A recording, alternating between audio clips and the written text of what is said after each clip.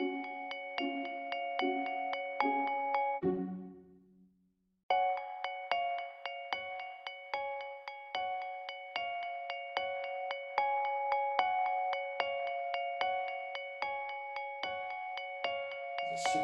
is a study session. It's October 6, 2020. Can we go ahead and start with roll call, please? Mayor Bagley, I am here. Councilmember Christensen, Councilmember Hidalgo Faring, Here. Councilmember Martin, Here. Councilmember Peck, Here. Mayor Pro Tem Rodriguez, Here. and Councilmember Waters. Here. Mayor, you have a quorum. Great. Don't hate me, Dr. Waters, but would you like to lead us in the pledge, given and you probably have the most experience in the pledges? Maybe Susie, Councilmember Hidalgo Faring could give you a run, but let's do her next. I'm happy to defer if she'd like to lead this. No, I insist. You go ahead. I pledge allegiance To the flag of the United States of America. And to the republic for which it stands, one nation, nation, under God, indivisible, with liberty and justice for all. All right, great. So how do musicians and stuff do this? I don't know. You can get an entire basketball stadium to say air ball, like in unison. But Dr. Waters couldn't even get us to do the pledge. I just don't get it. Councilmember Martin, very good engineers. Very good engineers. And with music. Why don't you try singing next time, Tim? I think that might work. All right, let's go ahead and remind everybody that anybody wishing to provide public comment needs to go ahead and watch the live stream of the meeting and call in only when the meeting for public comment is opened. Callers are not able to access the meeting at any other time. The toll-free number there on your screen, 888-788-0099. Those instructions will be posted again. Oh. My German Shepherd apparently likes to pull wires out of my ears. I apologize. All right, then let's go ahead and move on to motions to direct the city manager to add agenda items. Councilmember Martin. Yes, last week we directed staff to fund Longmont Public Media at level 2, and having looked at the discretionary budget stuff and sort of assessed the way people feel, I was in the affirmative prevailing side on that, and I would like to first make a motion to reconsider that allocation of funds. Is there a second? I'll second it. All right, we have a motion and second. So motion's on the table. Is there further debate before we vote? All right, all in favor of the motion to reconsider, say aye. Aye. Aye. Those opposed say nay. Nay. All right, the motion carries 6-1. Councilmember Martin? Yes, I would like to then move that we fund Longmont Public Media at level 1. Okay. I'll second. All right. Could I add a friendly amendment? Go ahead. Floor is yours, and then we're going to go with Joan. You're next. I saw your hand go up. I think the term is it ought to be option rather than level 1. I think. Oh, excuse me. Yes, option 1. Okay, Councilmember Peck, did you have something to add? I can't remember what option 1 was. Can somebody tell me what that was? It was the highest level of funding, which would allow them to do some expansions of their services in terms of public service productions. Didn't we have some kind of a report from Jim Golden that it would have to come out of one-time funding? Am I remembering that correctly? Jim, you want to help us out? Yeah, actually, either level was coming from one-time funding. Level 1, option 1 is 117,000. And I think option 2 is 76,000. And Jim, how much money do we have in that one-time funding? Well, you have more than that. So let's leave it at that. And next week we will be bringing to you options, what you have to still direct. So Councilman Waters found that very amusing.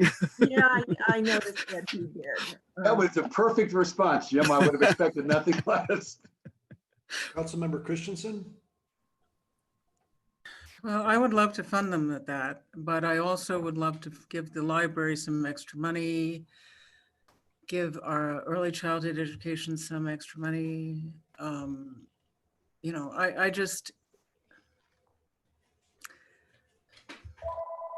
I think it's very difficult to favor one organization over others at a time when we are having to cut back so much on other areas. But if the council thinks that's fine, then I'm for it too. But I just think that in a time when we have so much other material, so many other organizations that we have to cut, it's really difficult for me to okay this one organization. But even though I do think they're doing very, very well, and I do want them to expand, I just think that this is not the time to give them extra money, but that's my opinion. Mayor, maybe I should be more specific with my answer. I'm sorry. Jim, I go didn't ahead. have it in front of me. So I thought it was that simple. But anyhow, so I'll give you a few different sources of one-time dollars that we've identified. We do have our assessed valuations. So the amounts that would be available from that would be about $170,000. There's 50% of the special marijuana tax, which is $205,000.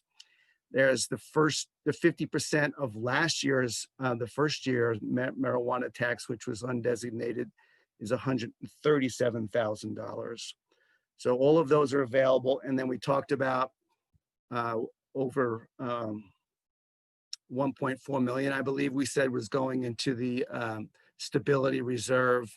And we talked about that potentially being lowered to whatever amount, and using that dollar, whatever it is lowered by, if necessary, for other one-time expenses. So that's what I meant by you have more.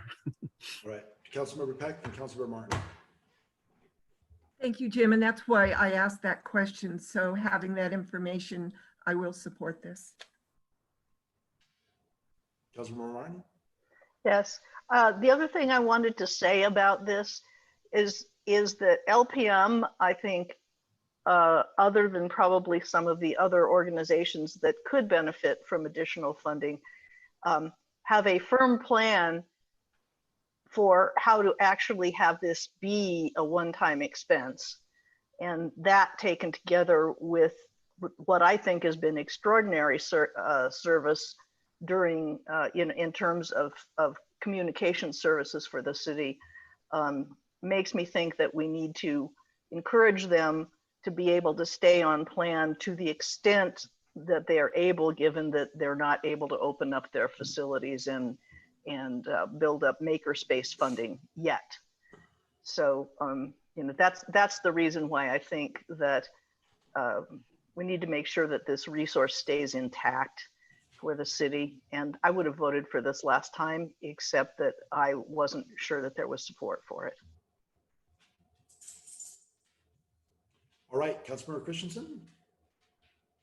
Okay, so I don't know that, I presume this will probably pass, but I would suggest that if we do this, we take $35,000 out of the council contingency fund, because that'll be only till the end of this year, and then it will be, we hope, refurbished.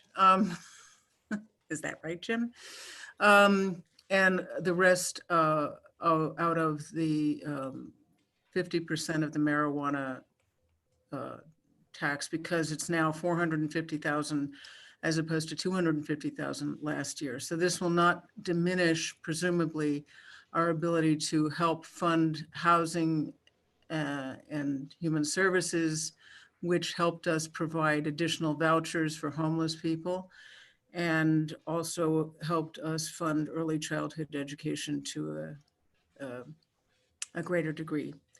I don't want to impact those funds. I also don't think we should be taking out of the reserve fund when we really need a reserve. And we need to continue along the path of building up that reserve, which we've been doing for the last 8 years. So, or 6 years anyway. So we've got, I guess my thoughts are that I just prefer that, I mean, I agree with the point of what Councilmember Christensen just said, but I just say we leave it up to Harold and Jim and they'll let us know. And we can transfer money at any time. It's left to right hand, repeater, Paul, all that stuff. But we've got a motion on the table. Let's go ahead and vote. All in favor, say aye. Aye. Aye. Opposed, say nay. All right, it passes unanimously. Is that it, Councilman Martin? Yes, that's all I have. All right, Councilmember Peck. Thank you, Mayor Bagley. I do have a couple of things that I wanted to direct staff to do. They're pretty easy, won't take much time. So I would like to direct staff to give us an update on the Part 16 lawsuit for FAA and how that affects Mile High skydiving, where we are with that. So I move to direct staff to give us an update on the Part 16 lawsuit with FAA. I guess the only reason I'm not seconding that, Joan, is because a lot of times individual council members want information, and we all have the ability to talk with staff. And so, Mayor Bagley, this is not just for council, it is for the residents as well. They want to know where we are on this. And we should update people on where we are on our lawsuits, what's going on. This is an issue that the population is interested in. I understand. So it would be a very short update.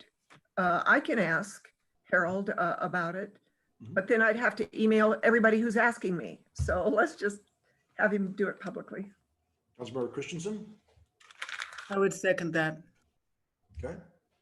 I guess I'm going to vote for it, but just so everybody knows, we're going to be hearing from Harold tonight during his city manager update, and staff has too much to do, and we have too much to deal with on Tuesday nights. So at some point, go ahead, Eugene.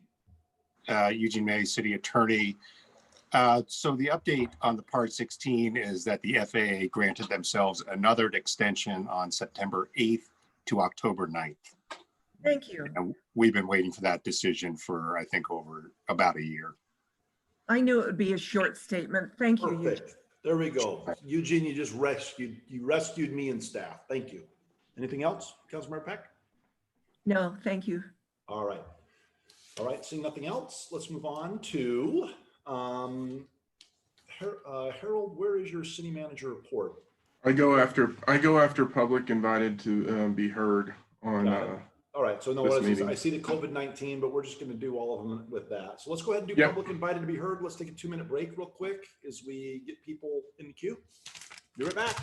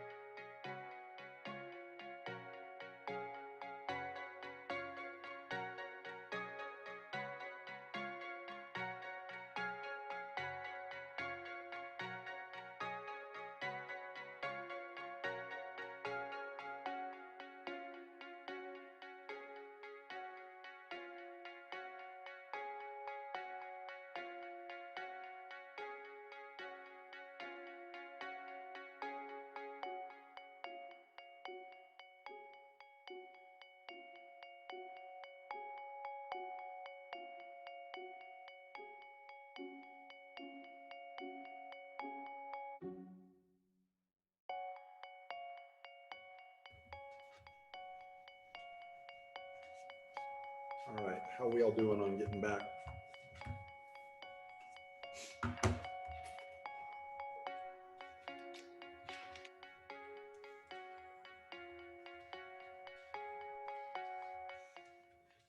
Then can we, there we go. All right, let's go ahead and start. How many are in the queue?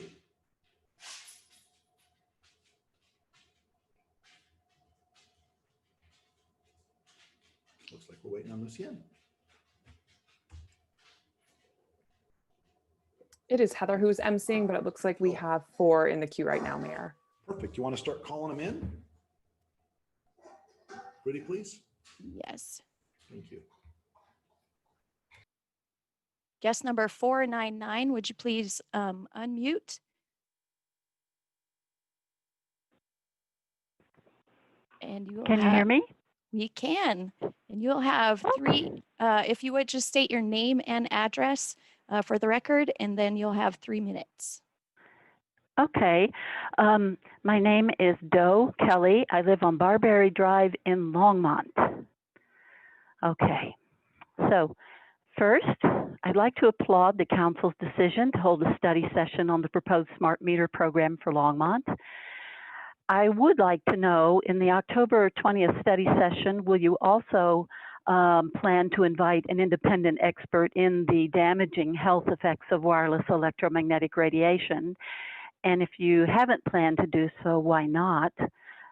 Would you do so? Will you do so? And also, will the public have the opportunity to be interactive in this session other than in public invited to be heard public commentary? I would also like to ask, in arriving at a budget for the AMI, have you financially considered and incorporated in the AMI proposed budget the potential liability impacts to the city for adverse health impacts or damage by fire that are sparked by a smart meter? As you all know, we are in a severe drought situation at the present moment. Large swaths of California and Colorado burn as we speak, and now, through October the 10th, is Fire Prevention Week. With this in mind, I urge you to consider the following. It is common knowledge and fully supported by evidence, peer-reviewed and published research, science, and facts that smart utility meters, including all advanced metering infrastructure or AMI, electronic utility meters, and all utility meters which contain any digital or electronic components whatsoever, are fire hazards due to a lack of surge protectors in violation of necessary standards for utility meters. They cannot withstand typical grid surges. They cause damage to or destroy homes, lives, and structures when damaged by grid surges spark a fire. They emit biologically harmful pulsed EMF radiation continually, whether transmitting data or not. They create and collect personal data of private activities in the home in violation of law. They allow for sharing of data of personal living habits with utility personnel and others without authorization of the property owner or its occupants. They're able to fatally disrupt and disable medical devices such as pacemakers. They cause heating and antenna effects within metallic body implants, including metal in the mouth, damaging bodily tissues. They interfere with bodily functions such as sleep and interfere with the general health and well-being of biological entities in a household when installed in close proximity. The longevity of smart meters is questionable when compared with their analog counterparts, causing for much more frequent replacements than analog equipment, resulting in added financial burdens on customers. And last but not least, there are many, many reports of people receiving greatly increased and highly inaccurate utility bills when smart meters are installed. As an individual with ES or electrosensitivity who stands to be more damaged by the installation of said AMI, I ask you, my elected representatives in the City of Longmont, to deeply and fully consider these fire safety and health issues before embarking on any full-scale rollout of AMI. Thank you so much for your time, and thank you for your service.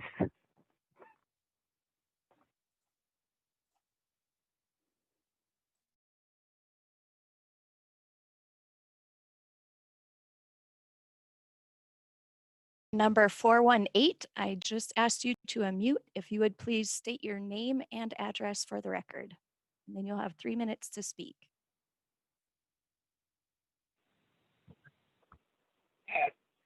This is Stan Poole. Is this am I the right person? Stan, you're the right guy. Go ahead, buddy. Okay.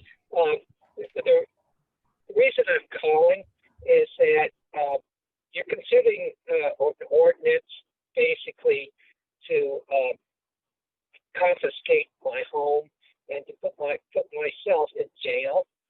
And one of the things is that I'm not sure a lot of people in my situation are really aware that this is something that is threatening them right now. And most of them cannot participate in these meetings. So I don't think this meeting can be considered an open record meeting when the people who are being affected by it, for the most part, can't access it. Myself, it took me a couple of months to figure out how to do this thing. And the other thing I'm saying is that, you're doing something against a certain set of Longmont residents, and you're not involving them in the process.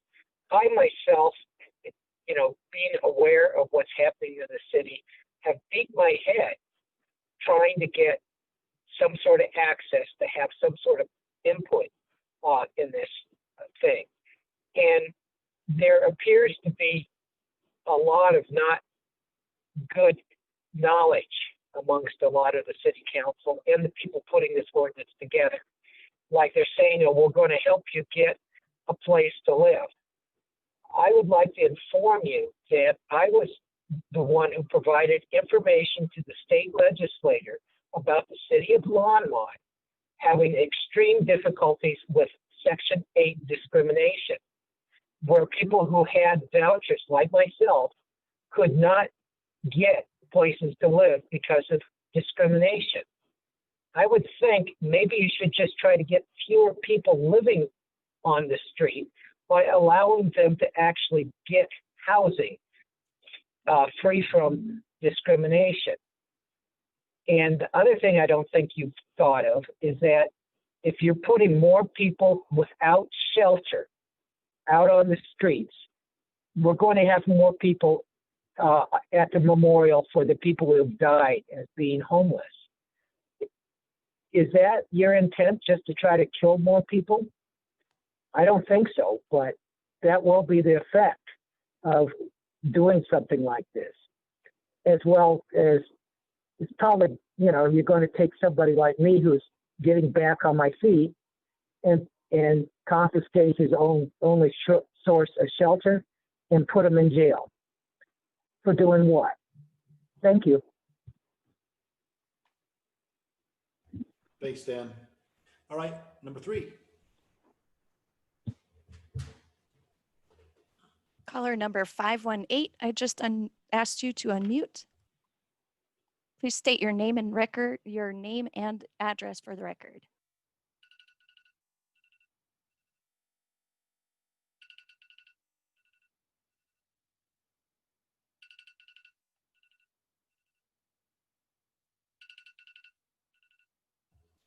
Somebody needs to mute. Their phone is going off.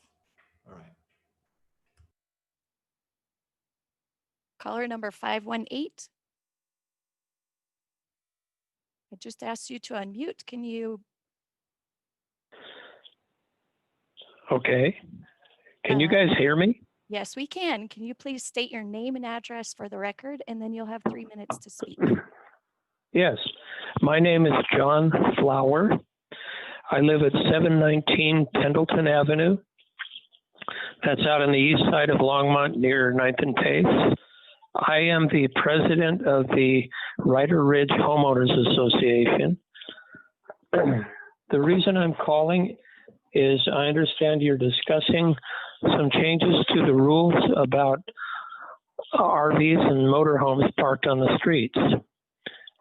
And what I wonder if you're considering is there are several residents in our neighborhood. I am one of them.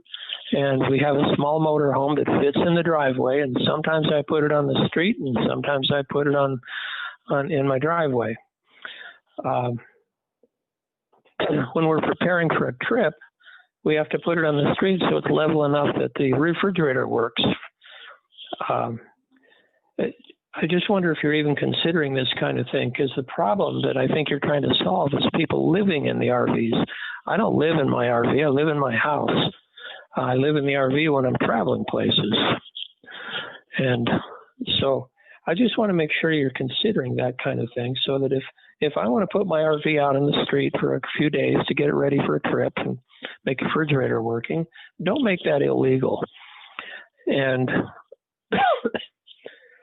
you know, the last rule that you had, somebody could make a complaint if it was parked on the street. And I checked with the city attorney, and he said, well, even though the ticket says they can confiscate it and they can, I have to move it 600 feet, the city attorney said, yeah, if you put it back in your driveway, then you're in compliance. So my answer to that rule is don't bother, because I'll just put it back in my driveway. But just remember to think about people who have, I mean, our HOA, the rules in the HOA is that if you have a vehicle in your driveway, it's got to be currently licensed. It just can't be an old junk vehicle. It's got to be in the driveway. And so our HOA doesn't have a problem with it. The other thing that came up when I was talking to my wife about this is that I think some people, when they get tested for COVID, and have to isolate from their families,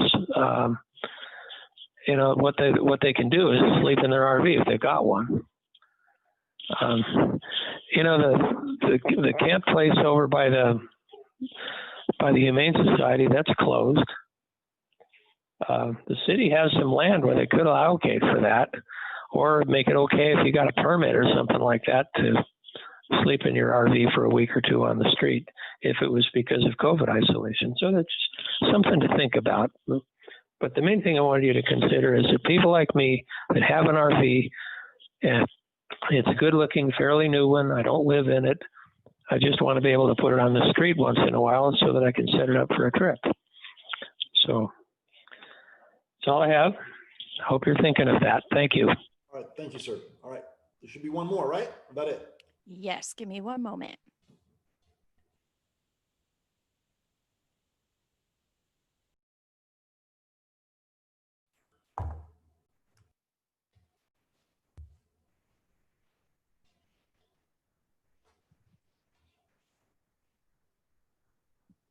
Caller number 811, I just asked you to unmute.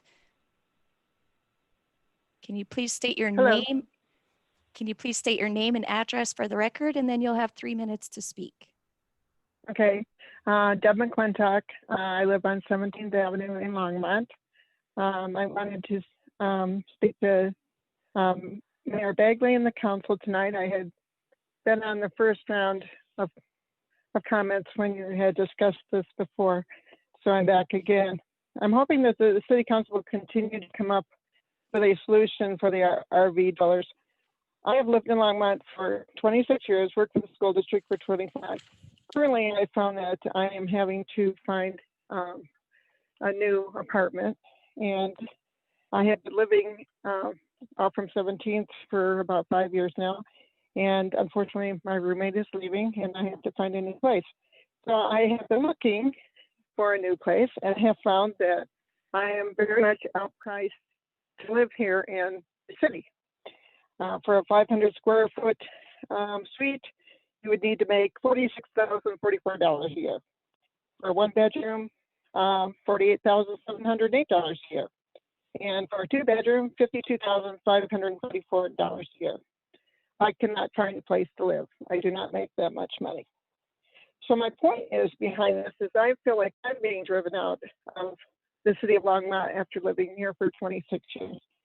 And so my point is, look at this, the RV dwellers, what are they supposed to do?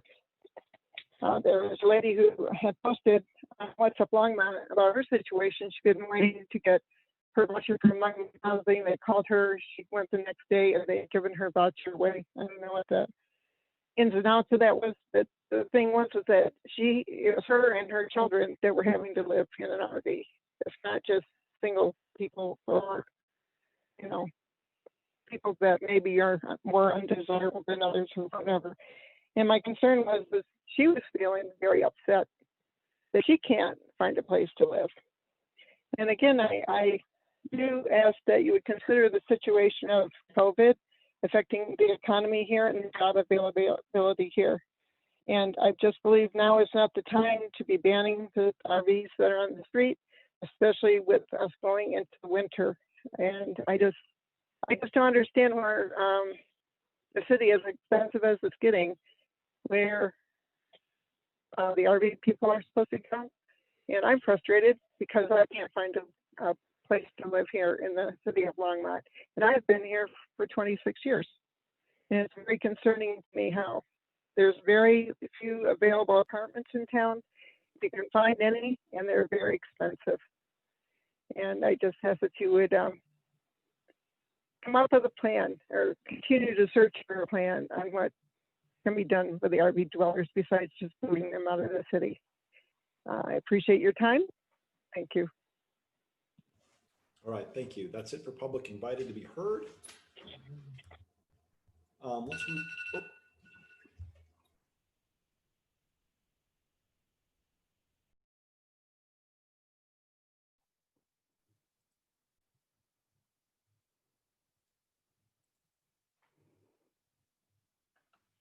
Harold, let's move on to your reports. Can we do COVID-19 first and then do your city manager report? Thank you. Yep.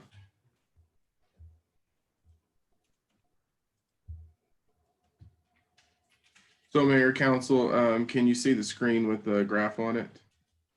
Yes. Okay. So going to give you an overview of the numbers. Wanted to let you know, had some conversations with Boulder County Public Health next week. We are going to have a representative here. They are moving through some restructuring right now, just people working on data. So next week we'll have Rachel Arndt, who's working on a lot of the data, join us. And she's working directly with Jeff and Susan Wetiko on this. So you also know we are now having meetings in terms of the administrator group again. It's 3 days a week, primarily focused on the situation that's developing, or the situation that occurred in Boulder and the actions they're taking. So that's where we're spending most of our time. But it did let us bring up some discussions regarding data, and that's sort of where you're seeing a move. So today I'll be presenting the information. I did get an update from them this afternoon. I haven't had a chance to really dive into it. So I'm going to go with what's on the website. And then as I can look at that information, Marika or myself will send that to you. But generally what we're seeing, the good news is, as you can see, the peak of over 200 cases.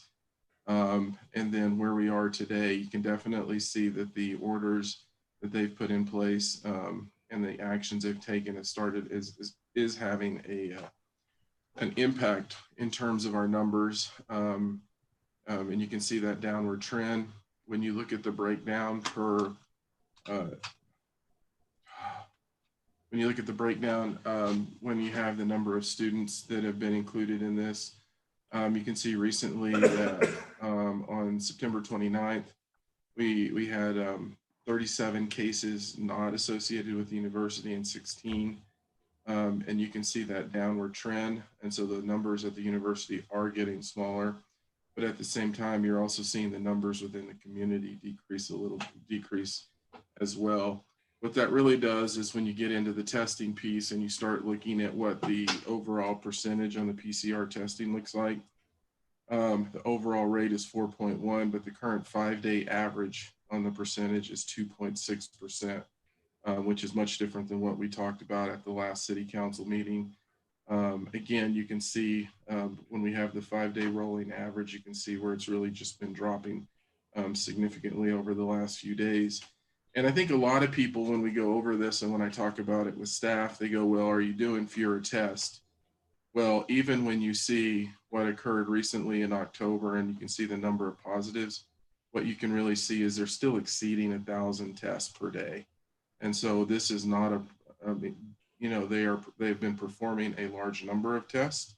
And you can see when that number got higher, but you can also now see where it's going down in terms of the percent positive. So that's really good news. And as we've had conversations with the county, I think we're all excited to see this trend, and we really need to continue to see this trend.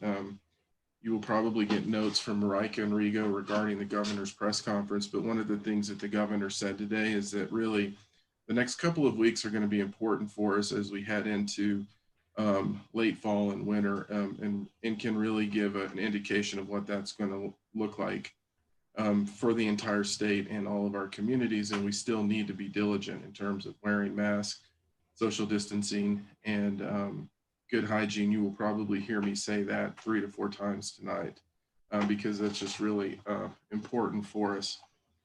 This is another graph. If you remember when we showed this to you all last week, I think you could start to see the downward trend, and we were hoping that we could continue to see that in this. It's really where you're seeing it 17 to 23, 18 to 22, and 18 to 24. That has been where we've seen the bulk of the cases. You can see the increase that we were seeing in some of the other population groups, specifically 25 to 34. You can really see that pick up, but you're also seeing it go down a little bit. 35 to 44 is in this range, but this is the positive sign that we were all looking for. And I know that the county is continuing to work with CDPHE and the state in terms of the mitigation plans. And I know there's more conversations to come in terms of how they move forward. Once again, when you see the age range, again, really just dominated by this category. The 10 to 19 number is interesting because it's really the 18 and 19-year-olds that are increasing, that have the bulk of the cases in this, as you can see from the previous slide. Again, the 5-day average of number of new cases is really mimicking what we were seeing in the PCR testing. So that, again, just reinforces what we see. And then again, this is what it looks like by community. 2,700 cases in Boulder, 960 in Longmont. Then you can see Louisville and Lafayette. It's also important to look at this chart when they normalize it on 100,000 population, where you can see, we're at 1,000, but you can now see Lafayette and Louisville when they normalize it on this 100,000, they're at 953 and 901 respectively. Race and ethnicity. If you remember, this has historically been above 30%, and now it's shifted downward to 28.8. So that also gives you a sense of where we're seeing the cases being generated within our county. And then long-term care facilities, again, you're not seeing a lot here. But what is interesting, and I can't zoom in for you all right now, but you can see that kind of show up in these 2 dates. And then it's sporadic as we saw this increase. So again, I know the state's continuing and the Boulder County Health Department's continuing to really be diligent in terms of how they work with long-term care facilities. And then our hospital status, again, is pretty consistent with where we've always been. I've had the ability to look at some other data and look at hospitals, and they all tend to be in really good shape right now in terms of those that are hospitalized related to COVID issues. Dan was not on our call today, so I didn't get a chance to see what we have in our hospital system today, but if you remember, we had 2 last week. So if that changes dramatically, we will definitely let you know. And then finally, what I wanted to do is go over the statewide dial, because I think that's where you're now also seeing this start to come into play.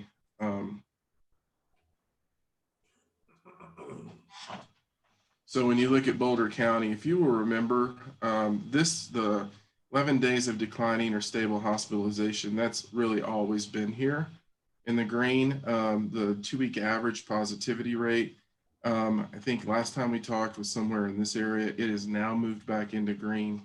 But perhaps the biggest change is, if you remember the cumulative incidents, we were somewhere in the red right about here, and we're now moving back into the orange. And so earlier in the day, I think it was somewhere in this area. So all of that is really saying that we're moving in the right direction based on what we've seen.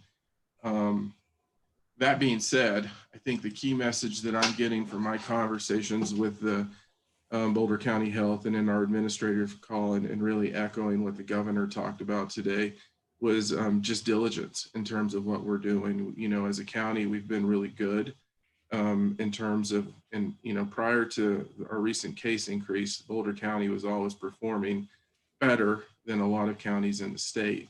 And so we just need to continue to be diligent. Wear a mask. And so there it is again, wear a mask and socially distance. I find myself saying that a lot, and wash your hands and good hygiene. Thanks, Polly, because I found myself saying that a lot because now we've had kids start to go back to school. And what I've told my two teenagers who are in high school is that you're also responsible for other people in this, and make sure that you're following the rules and wearing your mask and not taking them off when you're passing in classes, because it really is incumbent upon us. And if we weren't learned one lesson from what happened in CU and the case counts, is that if you don't do that, that can make a difference in the numbers. And again, managing our numbers and doing these things is really about protecting our local businesses and protecting the people that work in our local businesses, because we know that's how they're going to make the decisions in terms of what level we're in. And so we just need to continue to do that. The other thing that I wanted to update you on related to COVID is there's been a lot of questions regarding Halloween. So what I would do is point everyone to the Colorado Department of Public Health website and go to the Halloween page, because they have a lot of information on Halloween and what people need to do. And you know, what they really talk about in this, they lay out a lot, but the one thing that I wanted to point out is they do focus on Halloween mask, because that doesn't have necessarily the same protection that a mask that we're wearing. And so they really encourage you that if you're wearing a Halloween mask, you need to wear another mask underneath it, because the Halloween masks aren't designed for what they need to do. They also give a lot of tips in terms of how to, if you are going to provide candy, how to do that safely, because just the number of people you impact and the fact that it is within that 6 foot distance. And so there's really a lot of good information on this. They also talk about, and I think, you know, this was really important, is that when you do go out with groups, you know, try to stay with your family, try not to have groups where you have multiple family units interacting with each other, because those are all opportunities for exposure. A lot of information here, way too much for me to go over at this time, but I wanted to point out that that is available on the Colorado Department of Public Health's website. And I would encourage everyone to look at it. Are there any questions for me? Let's go with Councilmember Christensen, Councilmember Hidalgo-Ferring, and Councilmember Waters.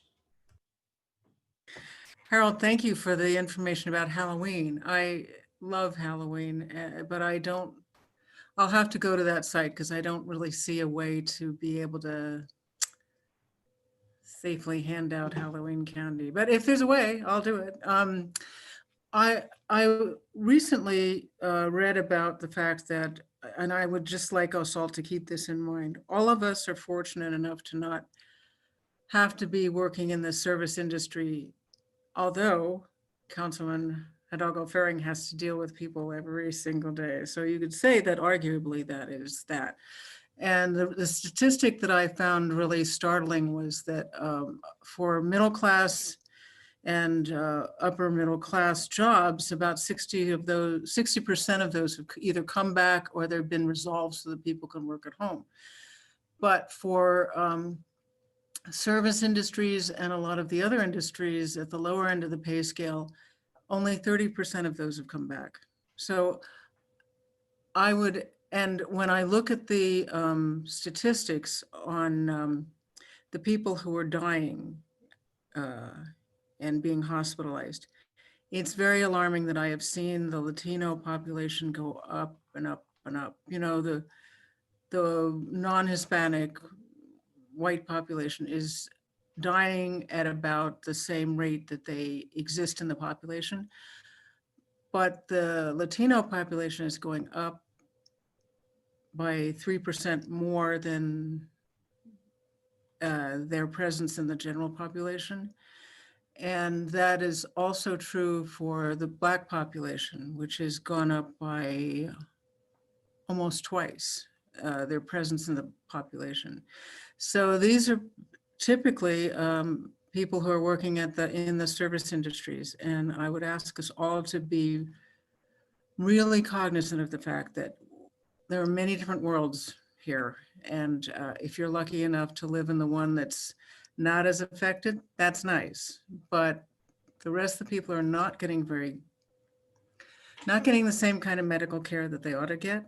They're dying at higher rates, and we need to be protective of them and cognizant of what's really going on for everybody in this country. So let's all take extra care when we're out there. Don't cough on your grocery guy, etc. Thank you.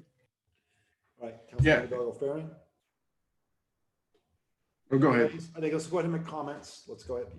Go ahead, Councilmember. I actually had a couple of questions, but Harold, did you want to add to what? No, Susan, I'm the mayor. Go ahead, say a comment. Sorry, I thought he was in the middle of saying something. Well, he was, but let's continue. Okay, so one of the questions I had the other week, we saw a slide that had the community. It was disaggregated among the community spread, individual person-to-person spread, and travel. I did not see a slide on that on the website. I was wondering if do we have data on those pieces? And I've been getting a lot of questions on the difference between community spread and individual person to person. And so really I wanted to kind of make public what the difference is between the two. Yeah, so that slide is not on their website now. And so I'll have to follow up and see what happened with that. Because that has been on there for some time.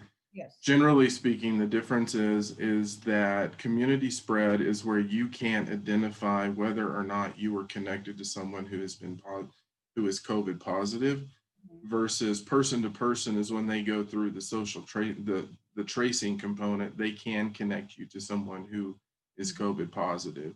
Okay. And so if you remember last week, most of those were person to person.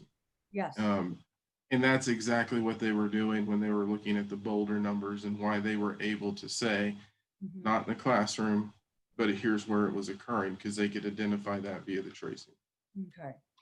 Okay. And then the other one is, so in conversations that I've had with Boulder County and with you and the district is, we were really looking at the airborne transmission. So the purpose of having the mask to begin with.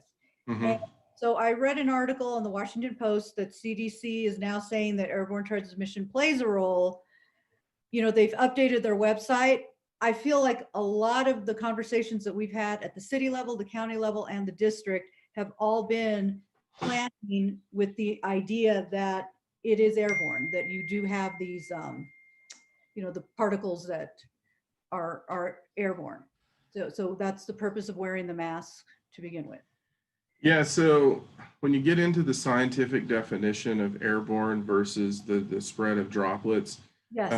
The purpose of the mask is actually to restrict the droplets. So when we all talk, we're pushing stuff out. Okay. And so that's the purpose of the mask.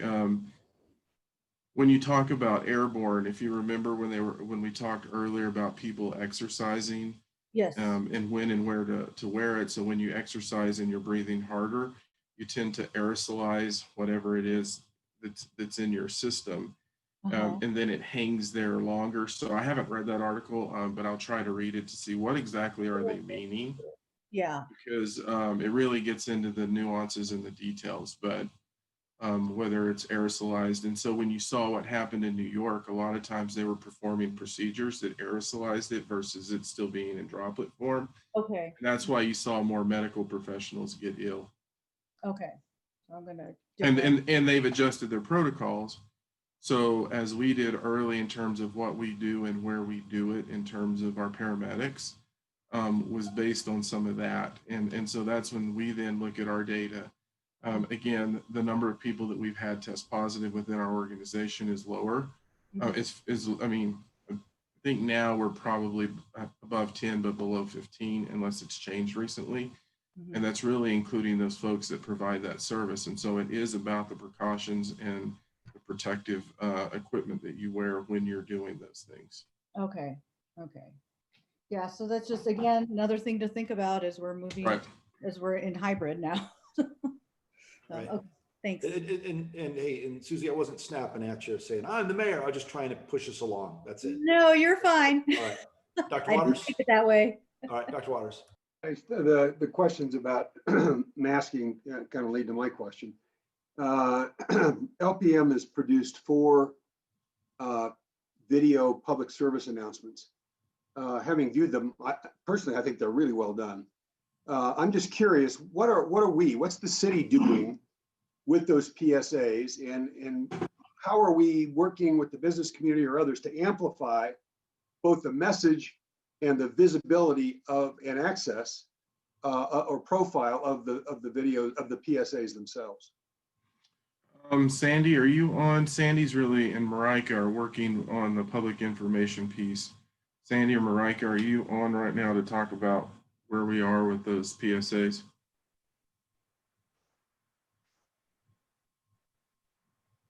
Hi, Harold. Sandy Cedar, Assistant City Manager. We are planning to run those. Those are so great, and we appreciate the partnership with the businesses and everybody pulling those together. So we're going to run them sort of in a timed, phased manner out in social media and some other areas, along with all of our partners who will be doing the same. Yeah, So there has. Go ahead. Oh, so I know there's been communication with the partners, but if council will remember, I think this was part of an update that I gave a month or so ago, was a conversation that we had with the Longmont Economic Development Partnership. And really those businesses saying, we need to be behind this because we need this to remain open. And so that really was something that was born out of that conversation, where they were saying they needed to be more proactive in terms of sending this message. Yeah, I want to reiterate, that was a conversation that started in June. Mm-hmm. We're now in October. Yeah. It's taken us that long to get 4. As Sandy said, they're really well done. And whatever we can do to amplify the message and increase the profile, I think is time well spent. And I hope if any of our business community or membership organizations are tuned into this meeting, they'll work with their members to get them on their own social media websites, personal social media platforms, and get the message out. Councilmember Waters, that would be my recommendation, is that each of you have your own personal social media accounts, and of course we'll be sharing those in all of the city accounts as well. Thanks. All right, great. Harold, anything else regarding COVID-19? Nothing regarding COVID. I do need to go over some agenda stuff. So go ahead. Let's talk about the agendas. All right, Mayor, Council. So as we talk about this, and as we were looking at the agendas in the future, we have an agenda coming up that is really crowded. Many of these items are items that you all have, via recent discussions, have directed staff to work on. In addition to this, so what's also coming into play that's not on this list is you will see a call for an executive session for next Tuesday, where we'll need to, Karen, Kathy, and Eugene and I need to talk to you all about the Housing Authority. But then and this one is time sensitive, on October 20th, we would really like to have a joint meeting with the Housing Authority Board and the City Council to talk about what we need to do operationally. When you take that and then you look at what's on this agenda, we have discussion on and direction on accessory dwelling units. That was something that council asked us to bring back. Longmont Waste Services Program review, that is something that you all had wanted us to follow up on. The land development code amendments associated with properties adjacent to city-owned property. And then the inclusionary housing update, I need to pull that up. I think that one was made by, it was affordable housing. It was requested and voted on the 30th of July when staff was ready. And then we have the AMI project review and discussion, which is connected to the budget discussions we've recently had. And so the challenge is, if each one of those, conservatively is 30 minutes, and then we need the joint session, we can't get through all of this on the 20th. And so I wanted to talk to council about what you all would like to potentially delay on this list. And then I'll stop sharing the screen so the mayor can see hands raised. I don't know who went up first, but let's go the opposite way this time. So Dr. Waters, Councilmember Peck, Councilmember Christensen. For what it's worth, for my purposes, you could take B and D off of that list and schedule them at a different time. For me, the AMI discussion, we're going to vote the next Tuesday on a budget that includes $13 million for a smart metering system. I'd like to vote confidently on that evening, and I think the study session is critical to me being able to cast a vote with the kind of knowledge I need to be confident in my vote. And I think the land code updates and the ADUs, we got a number of people in the community who are waiting to see what we're going to do with those and have keen interest in them. I think the other two, I'm not certain, I don't recall the reason for the review of the inclusionary zoning ordinance. I'll be happy to engage. I just think those things that come back, they're less time sensitive than the other three. Councilmember Peck. Thank you.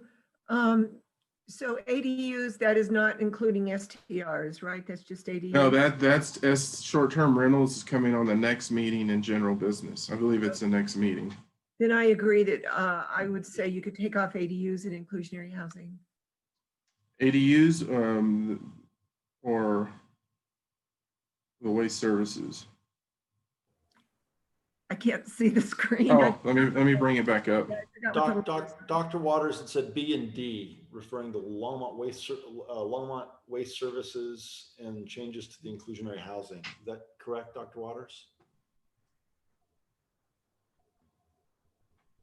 Yeah, that was correct. Those are B and D were the two.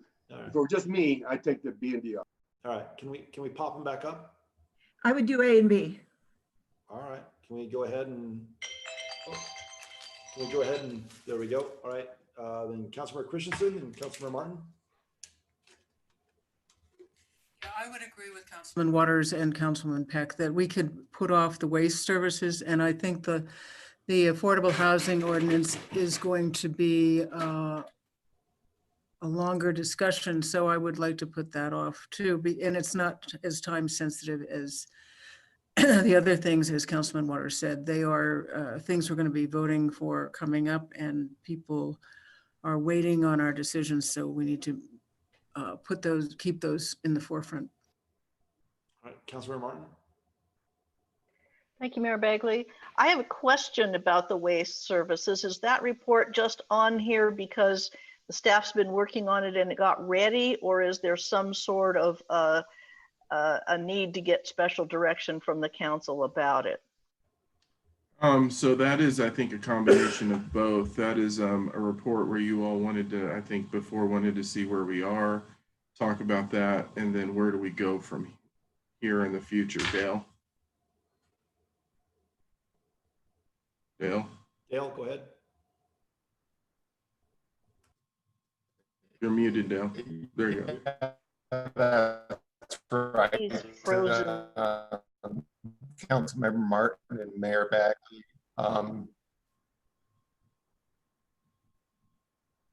Dale, you're frozen. Dale's pulling a Cartman, pretending he's here. Dale, if you kill your video, and your audio should come in clear. Yeah. So I don't know, did the council hear anything I just said, or was it all garbled? Go again. So Councilmember Martin and Mayor Bagley.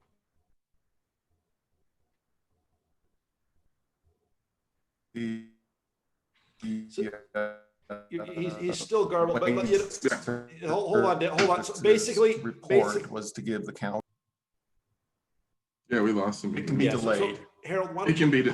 It What can he be said, delayed. Dale said it could Yeah. be. Go ahead, Harold. Yeah, Dale said it could be delayed. I know there were people in the community that were anxious for this report, but in terms of, I wanted to hear from you all where you wanted to be and what you wanted to see in this. All right, so who is Councilman Martin? You're next. That was my question. All right, so yeah, basically my understanding is the waste services presentation has to do with composting and recycling. So, I mean, I imagine some of you have friends who follow council quite closely that might be a little upset that if we pull B, just my thoughts. So Councilor Christensen? Well, as the person who brought composting forth in the first place, I think composting takes a while, and we can put that off for a few weeks, especially in light of the fact that the county is thinking about starting a composting facility. So it might be beneficial to let that go a little further and find out what's going on with that.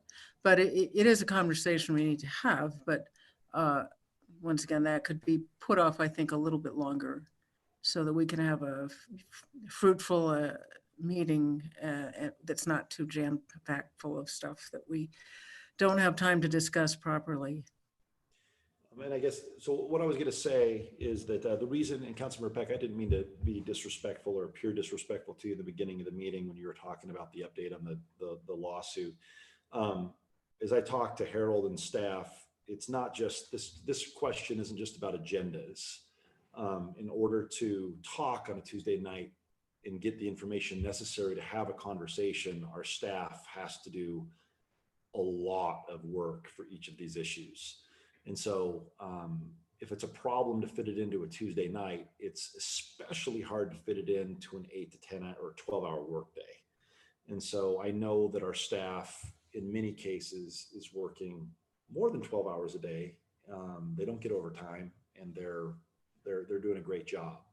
And so we just need to be careful that as we continue, I mean, we keep giving them these huge tasks, and they're all important, but we have to just realize that they only have so much time in a day.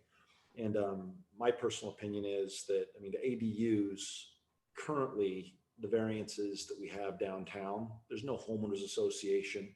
And the calls I get are not about, the larger national climate changing events. People want to know, well, why is my certificate of occupancy being held up? Or why is my neighbor building a ADU 5 feet off my fence line? Or why is there a pothole in front of my house? Or why in the world is my trash late? Or why aren't you cutting the weeds? Those are the kind of calls I get all day. And so the ADUs I think are pressing, because we have a downtown district without a homeowners that are facing, I mean, people are applying for permits, and I personally don't want to change the characteristic of our downtown neighborhoods. It's Old Town Longmont. I'd like to preserve it.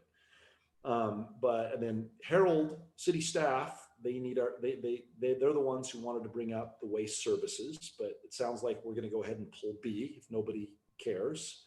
And then the other three were all items that council brought forward. But let's go ahead, and if you guys don't mind, inclusionary housing is important, but what we're waiting on is an update I mean, it's still going forward, but we could probably push off the update on how it's working. And so Harold, why don't we go ahead and keep 1, 3, and 5, or A, C, and E for that meeting? Anyone object to that? Okay, cool. And then I will need the other spot, and this is time sensitive, is the joint meeting on the housing authority. That's fine. We'll have an executive session on Tuesday. So right, but then on the 20th, a joint meeting. That's fine. Okay. That's fine. So everybody okay with an executive session on Tuesday? All right, cool. Then let's do it at, how much time are you gonna need, Harold? Probably start at, I need an hour, but because we have to log on and get early, so I'd probably say start at 5:30. That way we can try to get you we'll take off. a little break. All right, Yeah, that's fine. Okay, great. Okay. All right, thanks, Harold. Thank All you. right, let's move on. Jim, to our 2021 budget presentation. And I promise I will not try to cut you off more than 5 times before you're done. Mayor Bagley, thanks. I don't think I'll be doing that much that you could get me 5 times, but we'll see. I'm Jim Golden, Chief Financial Officer. Teresa Malloy is also with me tonight, the Budget Manager. All we're doing tonight is do some follow-up from some questions that Council raised last week. The first of those was a request by Councilman Waters, and we had some confusion potentially over what was specifically being asked for. So what we did put into the council communication, though, is the programs within the city budget for 2021, entire city budget, not just new dollars that were put into the budget. And each of those programs in the quartiles 3 and 4 for the priority-based budgeting that may have some influence in advancing the cause of equity or provide for folks that would not otherwise have been provided for. And we gave you all an attachment in the communication of all of those quartile 3 and 4 programs. I wanted to go real quickly. I have just a couple of slides here. I want to show you some more information. I think we might have overlooked something else that was being asked for. So if you get the next slide, please. This is showing the 2021 proposed budget versus the 20 adopted budget for all funds on the top there. That's the slide that we did show to you last week or the week before. Below it, though, is the 2021 general fund ongoing requests that were funded. And what we've got there is they're split out between a level 1 and level 2 so that you can see, well, this is actually totaling level 1 and level 2. And it shows you how much from each quartile we did fund in the 2021 budget. So those are new dollars in the budget. And then just breaking that out a little further in the next slide is we decided I wanted to separate this out so you could see the difference between level 1 requests and level 2 requests. And again, level 1 requests are expenses that we're going to incur whether we fund them or not. They're contractual. A large amount of these are from the Platte River Power Authority operating expenses for operating our utility billing CIS, and those are falling in the 3rd quartile there. So there are other items in here that we would incur whether we cover these in the budget or not. Level 2, we had a little bit more choice. We had a number of level 2 requests, not a lot because we did tell our staff that they need to limit the amount of requests in the budget process this year because we knew we simply would not have unlimited resources or even much resources to deal with new requests. So we were able to fund some of those requests, and those are showing here. So this is where there were more choices being made, though. So if that's it, you can remove that slide. And any questions on that information in response to that request for information? No, let's move on. Next, we've got, just kidding, Jim. It's one. It's one. Okay, go ahead. All right, I will move on though. So the second item was about funding the Longmont Public Library.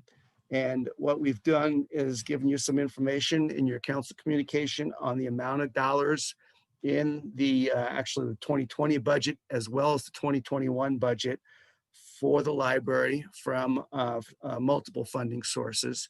The general fund obviously is the largest source at $3.7 million in each of those years. The library services fund is about $69,000 in each year. Those are from donations and grants. Then we also have the Public Improvement Fund. And in the Public Improvement Fund, we have a couple of uses of the PIF for the library.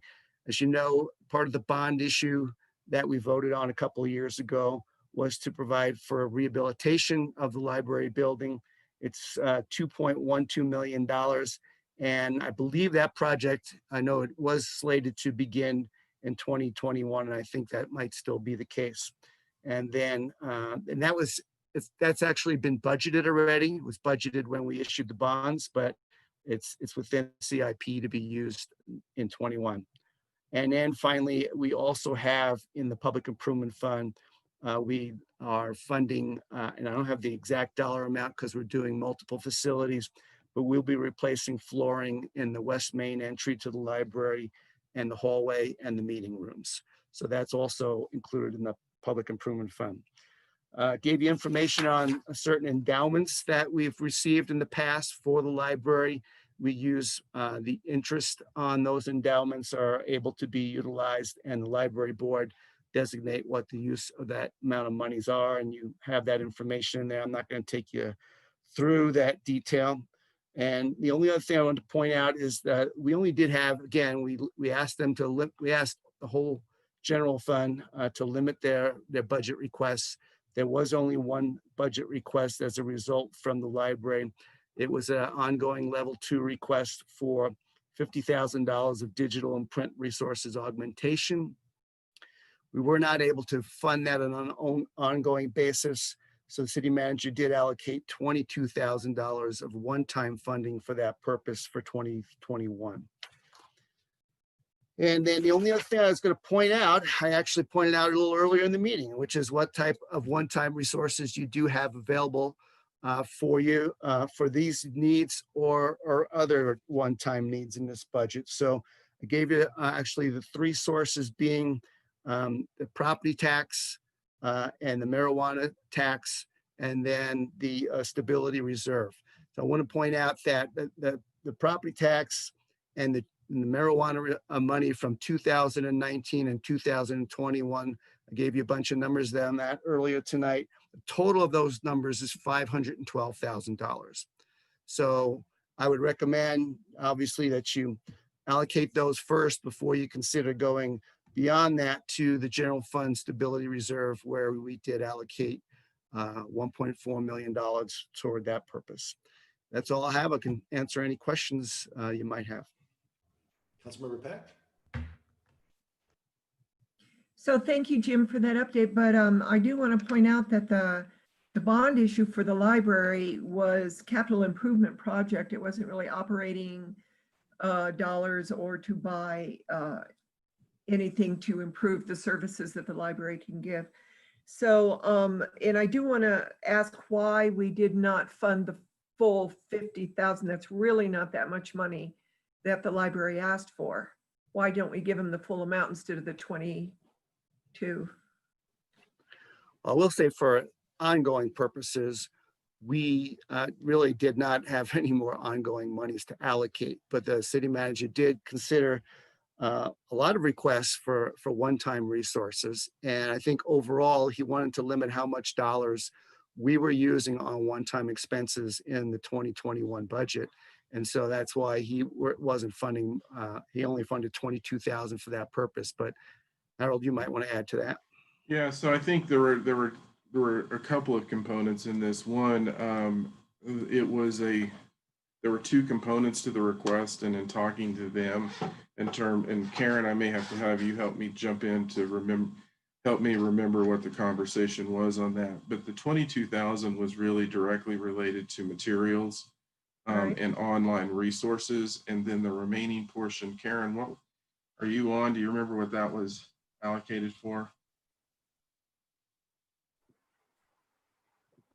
So, hi, Karen's on. So it really was to, and I think as Nancy presented to the mayor and council about the preliminary results from the feasibility study. So it really was a combination of online and e-resources for children and for adults, and to continue to build the adult collection. So those are really, and Harold, I'm sorry, I don't remember the exact breakout for that. So that was the 22,000. I can't remember what the remaining. Well, I think we did a combination. So okay. Yeah, so I think what certainly has come to light during COVID was just the demand for the online resources from both children and adults. And so there was a request for both e-resources for both children and adults, and increasing, I think, the adult collection. So, because regardless of the outcome of the feasibility study, those were demands that they certainly were experiencing, the first part of the year.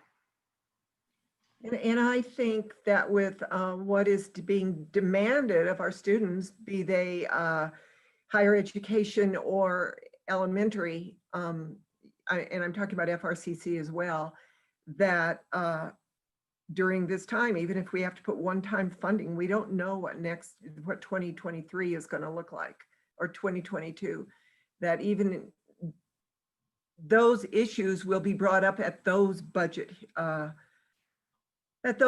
hearings, is what or when we look at those different budgets for those years. So I would trust that it would be the library director, knowing what requests come in, that would actually know what they need. So if that's what they need, I suggest we fund it, even if it's only one time.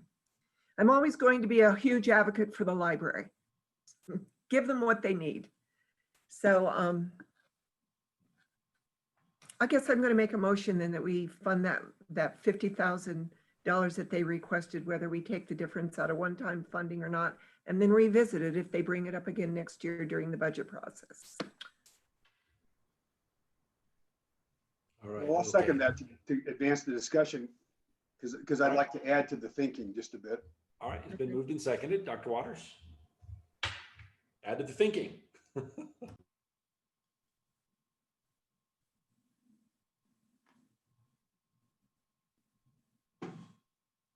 You're muted, Doc. Thank you. I know everybody's worked hard to try to stretch dollars as far as they can be stretched.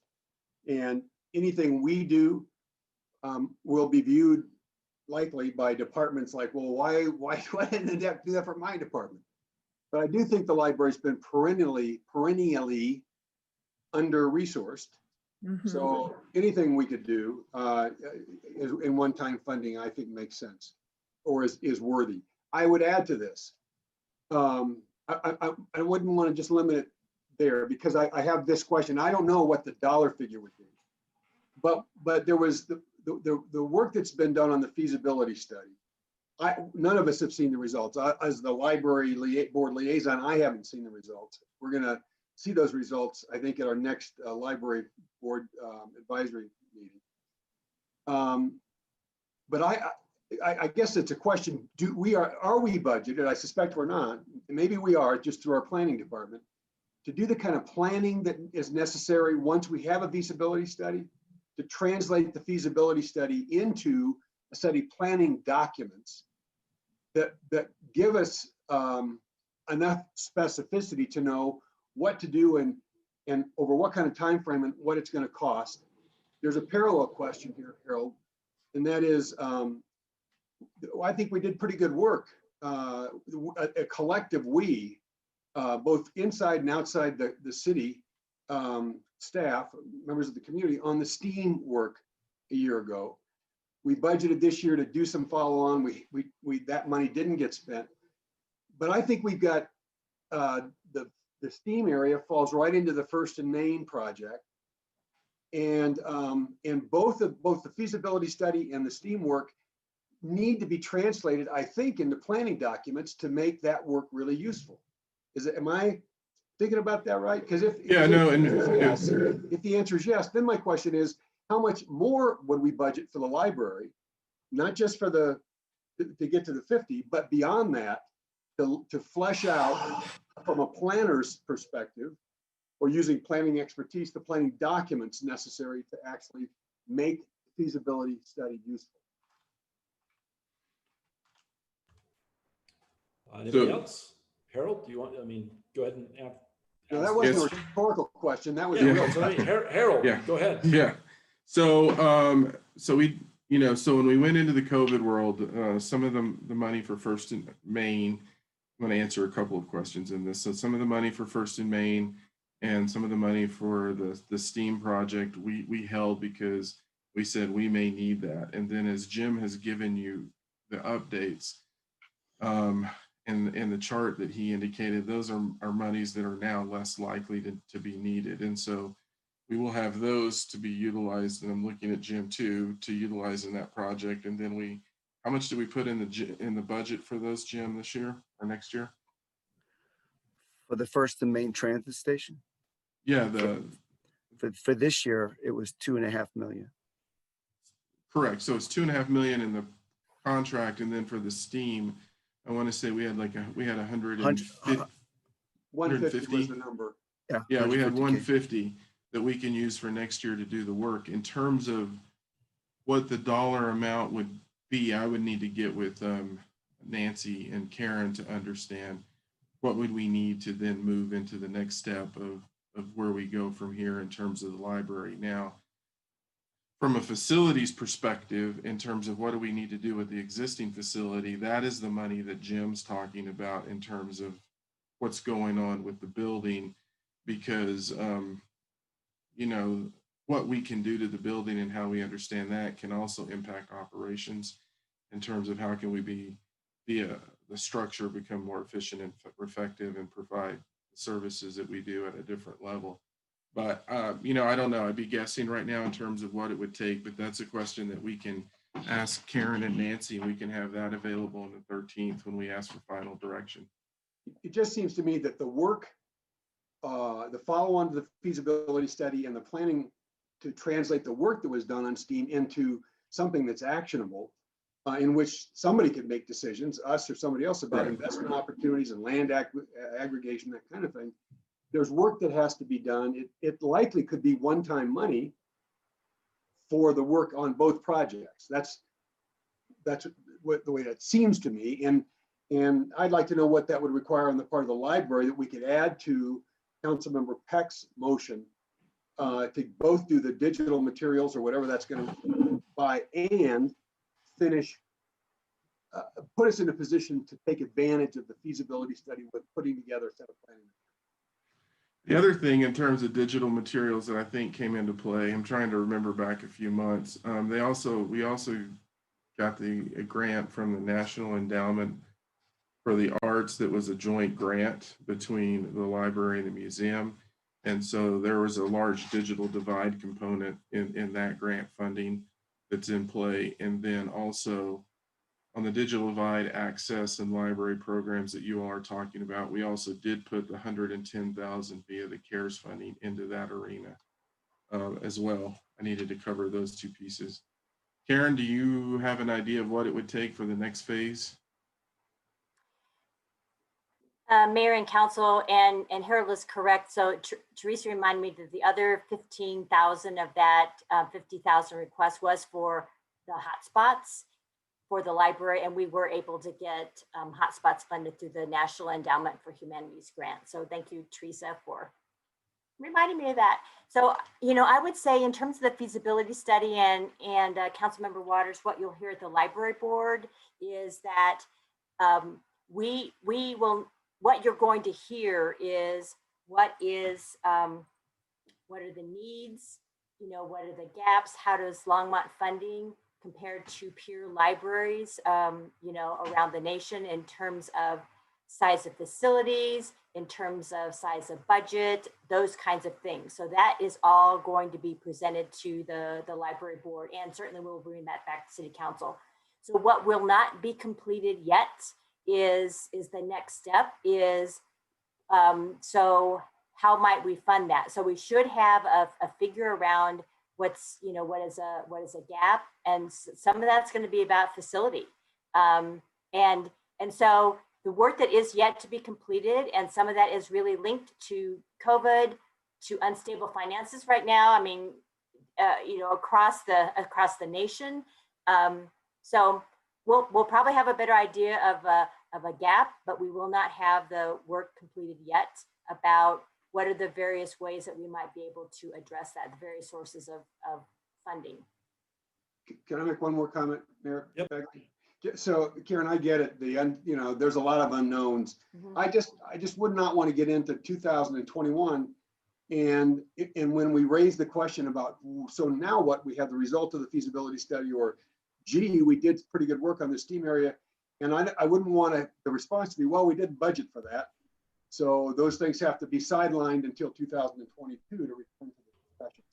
If it seems to me that we've got some one-time money, we ought to earmark whatever we think the amount would be to do what needs to be done to translate, to set the feasibility study, put it in a place where it can be actionable, and do the planning, translate the work on STEAM into a set of planning documents. So whatever those numbers are, Harold, seems to me that's what we would earmark of the 512,000 in addition to the whatever 38,000. Would that be the number?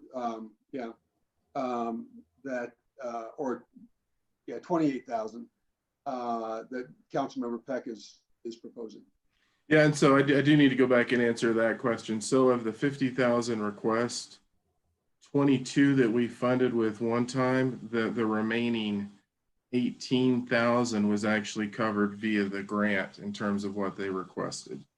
And so that I just couldn't, that was a pretty deep dive into the numbers, and I just couldn't remember exactly why. You know, if I look at that would be $10,000 then to get it up to the 50. Yeah, maybe. Wasn't it the 15,000 that was funded through the grant? Yeah, it was the hotspots. So you're trying to go from 22 to 35 then, right? Yeah, so that was the 35 because we were going to fund the 35, but then the grant covered that. And so whatever that remaining piece is, we can look at it. And then in terms of putting a marker in, I mean, just as I look at it, so we put 150,000 in for First and Main, which is a much broader area and a lot more work. My gut would tell me between 50 and 75 for the next phase. But what we will do is we will work with Nancy and Karen to have a number for the next council meeting for you all to consider.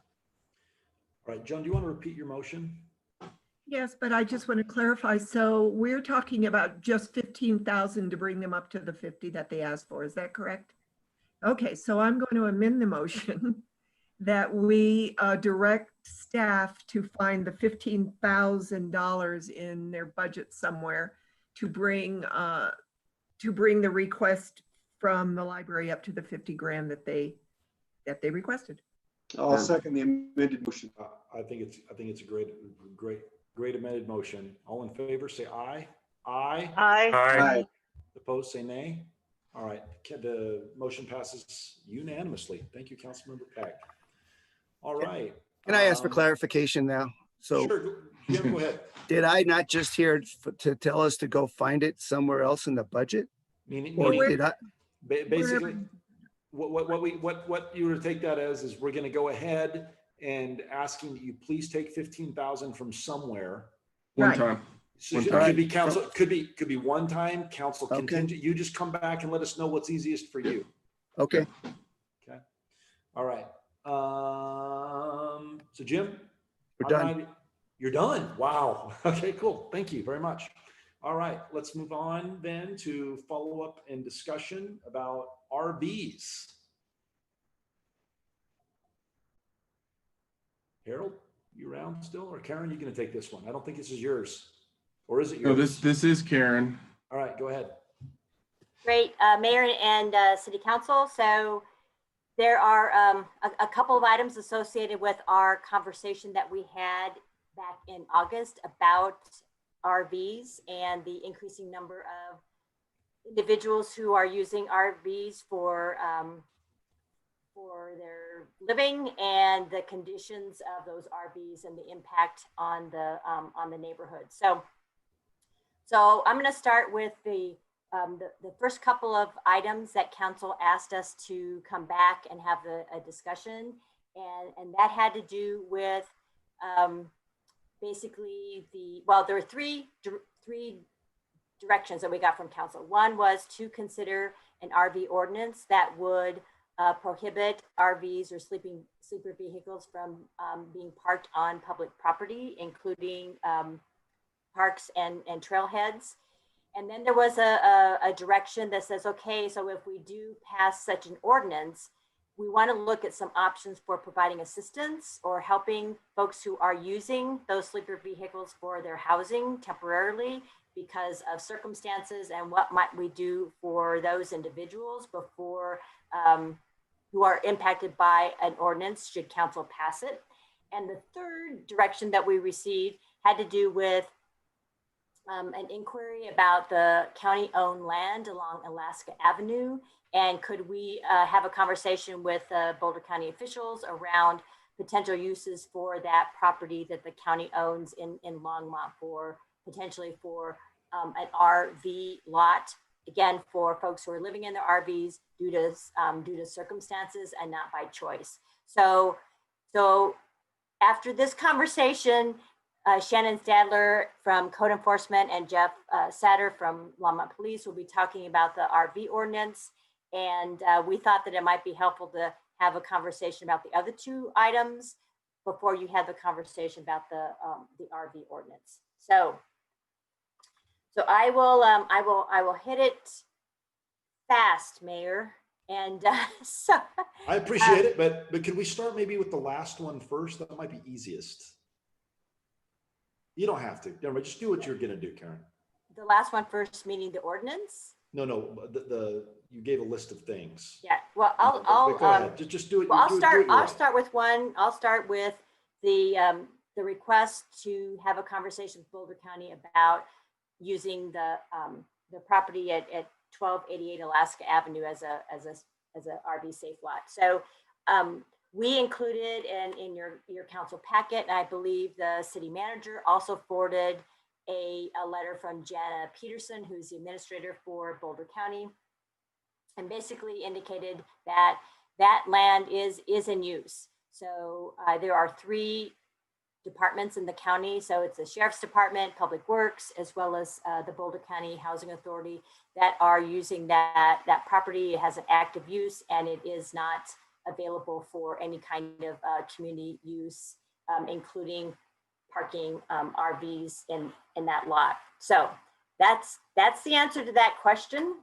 So I guess, Mayor, that's the easy one, right? Or at least that's where we have a clear direction from county officials. We did not pursue any further conversation with them at that point in time about that particular property.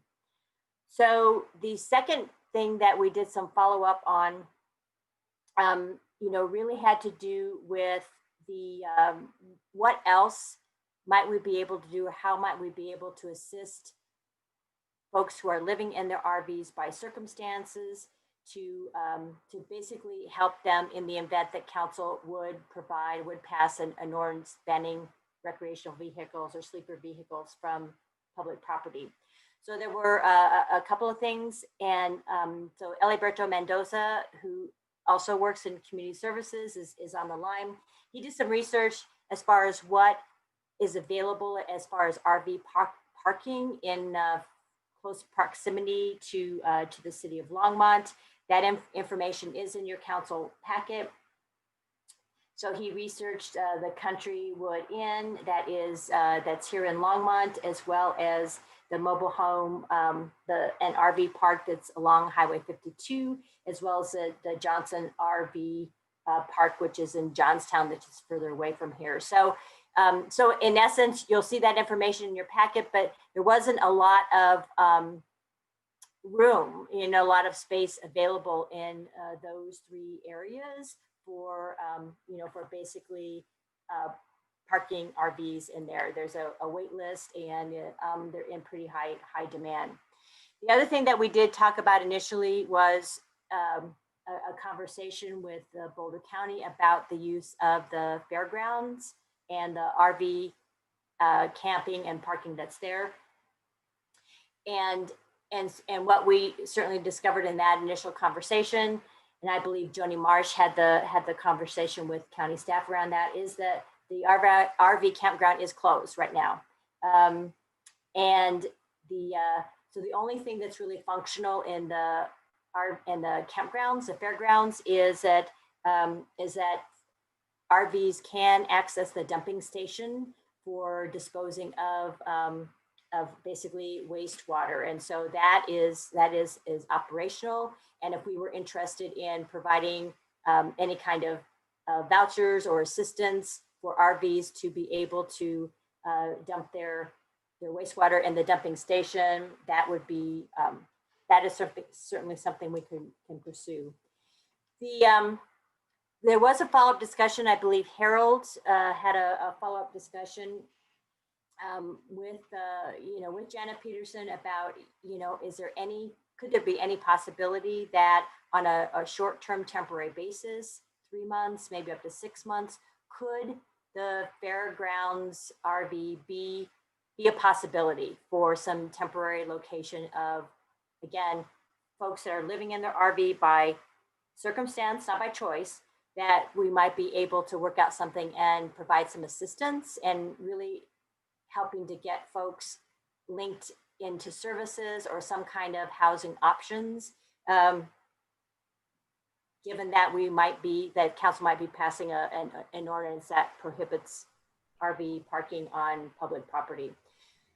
So it appears that that window is not totally closed, that I think the county is open to having some conversation about that. The recommendation from the county administrator is that that she would want that particular option to be vetted by the folks that are involved in Homeless Solutions for Boulder County, so that any recommendation that that the county might come up with would be informed by what is happening with Homeless Solutions for Boulder County, as far as folks coming into and being assessed through the coordinated entry system, that they would truly be engaged in those services with the intent of moving toward permanent, stable housing.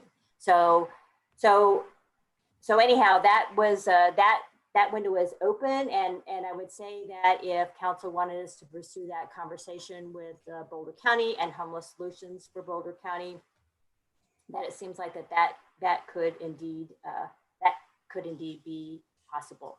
The other caveat that the county administrator reminded us is that the Boulder County Fairgrounds is if they're in case of a fire disaster, which again, there are a lot of fires happening throughout the area, that's the location for evacuating animals. So that if indeed there were some evacuation orders in Boulder County, that the campground would be off limits for any other use other than for evacuation purposes and for evacuating animals in case of a wildfire. So that is the quick overview, and so Karen, I want to jump in. Yeah, I want to jump in on a couple of.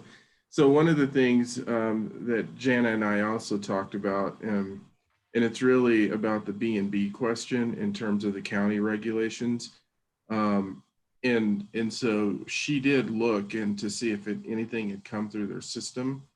It actually hasn't, and so we've got to figure out what's going on there, because they're actually on the east side of County Line Road 1, which I'm not sure if that's a Weld County issue that they're referring to versus a Boulder County issue. So we've got to relook at that too, because it does look like they're in Weld County,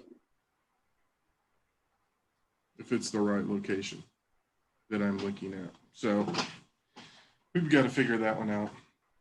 So I think just to wrap this up, and then obviously we are available for the questions, is that the recommendations that we put in the council communication is that if indeed the council chose to move forward with some kind of a RV ordinance that prohibited parking on public property, that it is possible to delay the effective date of that ordinance, and we would be suggesting that that there would be a delay between when it passes and when it's effective, to really give staff the opportunity to do outreach, to work with folks in the community in the situation that are living in their RVs, and to do outreach and really to get them connected with coordinated entry and work to get folks into housing, to diversion, or certainly informing them about what the ordinance is going to be, and they need to be making some other plans. We certainly can move forward if council would like us to do that, to have the conversation about the fairgrounds as some a temporary option and what those circumstances would be. And that, again, we would continue to work with our partners, with Hope, Boulder Shelter that does outreach in the community, and to really work with folks to do that outreach to help get folks in a more stable situation than living in their RV. So, all right, Councilmember Martin, and then Councilmember. Thank you, Mayor Bagley. Harold, first of all, you lost me there when you said, I was focused on the fairgrounds and the mid-reach property that we were asking about leasing from Boulder County, and then you switched over to the B&B land east of. I had no idea what you were talking about east of County Line Road. So when Eliberto, it's under, I need to make sure I get the right page number. It's on page 2 of the council comm, where it says staff researched RV parks in and around Longmont. They mentioned B&B Mobile Home Park. It was the name of a park. Okay. It was the name of the park, and they were saying that they could, it said due to county regulations, it's hard for him to expand. So I kind of broached that topic with Jana to go, is this you all? And she went in and looked and couldn't find anything in the system, which is then when you look at where it's set, it's on the northeast corner of the intersection of 52 and East County Line Road 1, which means that it's probably a Weld County issue. So that's a different conversation as to the county regs in this. And I just think there's more, it's a different conversation that we have to go through on that issue. Okay. I would like to make a motion, but should I should make the motion and we can discuss in the context. A motion is appropriate. Yeah, I'd like to move that the staff go ahead and pursue the option of providing a 90-day, roughly 90 days until the 1st of January, rental arrangement with the Boulder County Fairgrounds. That seems pretty safe because it's not fire season during that period of time. And then we could put out dumping vouchers as well for people who have RVs, and we could do achieve a pretty significant improvement in the public health situation by doing that. So that's my motion, that we proceed with that, whatever else. I'm sorry, I jumped in too fast, but I seconded. All right, we have a motion on the floor. Do we have further discussion on this? Mayor Pro Tem Rodriguez. Thank you, Mayor Bagley. I believe folks remember from the previous conversation that I was worried that we'd go ahead and move forward with this this ordinance or prohibition without fully exploring options for folks, and that if we did pass an ordinance without exploring these options, that they would go by the wayside and we largely just think that problem solved and move on. And that was one thing I was worried about. And I still think that we're probably missing what is likely a small subsection of the population, because for one, Boulder County seems fairly inflexible with expanding the scope of HSBC and the coordinated entry program to accommodate people that aren't necessarily looking for traditional housing or to deal with them in one way or another. I understand that. That is the prerogative of Boulder County and housing, HSBC. And seeing that we do have at least some temporary options, and I will still, as I supported last time, the motion as far as the January 1st, I guess, delay, as opposed to, I believe it was a 90-day or 3-month. That was the motion previously at the last discussion. I'll still support that. And I still would prefer that, and obviously it does not seem market feasible as nobody does this, but finding some location which would not be free, maybe partially subsidized for those who are showing financial need, but another location, because as we've seen, all the locations that were provided in the staff report are generally full or have a waiting list, and there's not a lot of options for folks that aren't already in those spots. So that worries me somewhat, but I'll be supporting the motion. And I hope that we do continue further explorations and dialogue in finding places for people that aren't looking for necessarily traditional housing. But with that, I'll be supporting this motion. Thank you. All right, I'm pretty sure I don't see anybody else. So I guess I'm Councilor Martin, you can go ahead and have your say before I have my say. Thank you. I just like to say that I really emphatically concur with the mayor pro tem. I think it's pretty paternalistic of us or of HSBC to only provide services to people who want to be like everybody else. And it seems like we should find a way to accommodate that. At the same time, the current arrangement just is not fair to people who do want to be like everybody else. And so we can't twist ourselves into a pretzel just to accommodate what appears to be, according to code enforcement, a really small number of very responsible RV dwellers. Polly? I'm supporting Councilwoman Martin's initiative. I think that's only one of the options we need to discuss tonight.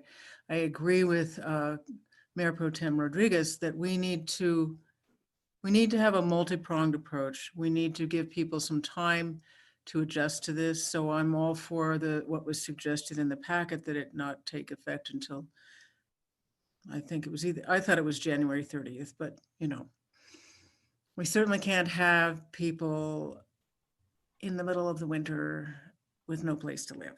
So I want to discuss also the actual ordinance itself and the way it's phrased and the way we're approaching this whole issue, but we'll do that after we vote for this part of it. So thanks. All right, so I guess let me, I'm trying to understand. So Councilor Martin, the motion is that between now and the 1st of January, in order to prepare, assuming we pass the ordinance, the city would take action in order to make space at Boulder County Fairgrounds?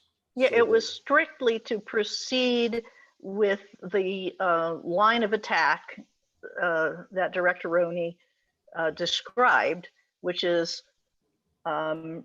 make some space during that interim period of time available by leasing it from Boulder County Fairgrounds, and obtain or create vouchers, because I guess they didn't close the waste dumping facility, which was really prudent of them. But I think a lot of people have thought that it was closed because the park was closed. Right. I'm not asking you to give your reasoning. I'm asking you to restate the motion that's the whole thing. Proceed with what Ms. Roney said in terms of finalizing that arrangement. So in order to not leave people flat-footed when the ordinance takes effect on January 1, is that? Exactly. Okay. All right. Dr. Waters? Just to clarify that motion specifically, because of what I've read in the council communication, if we were to successfully negotiate a deal with an agreement with the county, those who would be eligible to use that facility would be those that would register with our coordinated entry program and be pursuing or seeking transitional or permanent housing. Is that correct? Yeah, if I can jump in on that. So I want to make sure everybody understands a few points. Can I say one more thing, Harold? Okay. Come back to clarify, because I want to add this point. Because I've heard a couple of reference of people who don't want to be like everybody else. And I don't, there's nothing in this ordinance that signals that people who choose to live in RVs ought to be like everybody else. But from my perspective, if somebody's in an RV by choice, somebody should have asked a question, where am I going to park my RV before I chose to live in an RV? I don't feel like the city's obligated to create a facility for people who chose to live in an RV, not by choice or not by circumstance, but by choice. We all make choices and we have to live with the consequences of our choices. Everybody who rents a place, buys a home, pays a mortgage, pays their lease, we all make those choices. If I make a choice to buy an RV, I'm going to ask somebody ahead of time, where can I park it? Because I don't think we ought to allow parking in parks, greenways, and on the streets for people who are there by choice. And if we're going to put $1 into creating a facility, for my purposes, any dollar we spend in this area ought to be to get people into transitional and permanent housing. So the explanation about the negotiation in the fairgrounds will be appreciated. So again, it's a short duration, potentially 3 to 6 months. Really the potential for that transition point as we move through this. They do want it vetted through HSBC for consider and recommendations. And so here's where it gets pretty solid. Must engage to participate in the coordinated entry screening and to attain more permanent housing solutions. They must stay engaged with the coordinated entry, because if you remember when we've talked to you, people will sign up and then they will disengage. And so they must be continue to be engaged in that process. And then they may have additional requirements that come into play. And so we know that it's work that we have to continue to do. But what was very clear to me in talking with Jana, and I think what Karen's heard from her counterparts, is we can't move away from coordinated entry as we're moving into this world. This is merely a short-term bridge, and I want to be very clear on that. And there's not a lot of spots as we look at this in terms of those conversations. Part of the other component with this that I would like Karen to talk a little bit about is the bridge housing component, because we are seeing more resources come to bear in terms of the potential for bridge housing. But I wanted to reiterate those points on the fairgrounds because I didn't want people to think that it was a longer period of time than what we're hearing. Just hold on one second. So Mike, just clarification. You said 3 to 6 months. The motion's for January 1. Two different issues, the duration. Clarify the two issues then, please. So what I understand is one of the options on the ordinance was council could pass it and it would become effective on January 1. Mm-hmm. What the county's talking about is a 3 to 6 month period from when we start, in terms of if they're willing to do this, it would be for a period of 3 to 6 months. In other words, 3 to 6 months is the max they're willing to let us use the fairgrounds. If they're willing to go there. Understood. And I guess let's go ahead and go with Karen and then Marcia. So go ahead, Karen. Thank you, Mayor. So I think when you get to the next item about the ordinance, I think that you certainly can talk then about the effective date. So, we just put that in this communication, is that, delay the effective date. So to give us some time to really work with individuals who are living in the community, living on public property in sleeper vehicles, to try to explore other options. And so I think, the direction is that we will have that engagement with the Boulder County about the use of the fairgrounds, and we'll do our best to see where that leads us. And I think the other comment that I want to make is I certainly understand what council members have talked about in terms of it was like the paternalistic perspective of homeless solutions for Boulder County. And I guess what I would just want to reiterate is that we explore with folks that we are working with all different kinds of housing exits. So our interest is really making sure that we have more stable and more sanitary options for folks to live. And that could be a variety of options. But we're looking for legal options and options that provide some stability to folks so that they can, they can thrive. So just wanted to point that out. Oh, hold on one second. Sorry. Just something before I call on, we're going to actually go with Paul or Councilmember Christensen, then Councilmember Martin, just because you've already said a few comments on this matter and it's your motion, Marcia. Okay. I received 2 phone calls from upset citizens this week who both did not want us to pass the ordinance, wanting to know why in the world we would impede on their ability to, live in RVs. Both bought their RVs this week, knowing this council was going to be talking about this issue. I found it very interesting. Councilmember Christensen.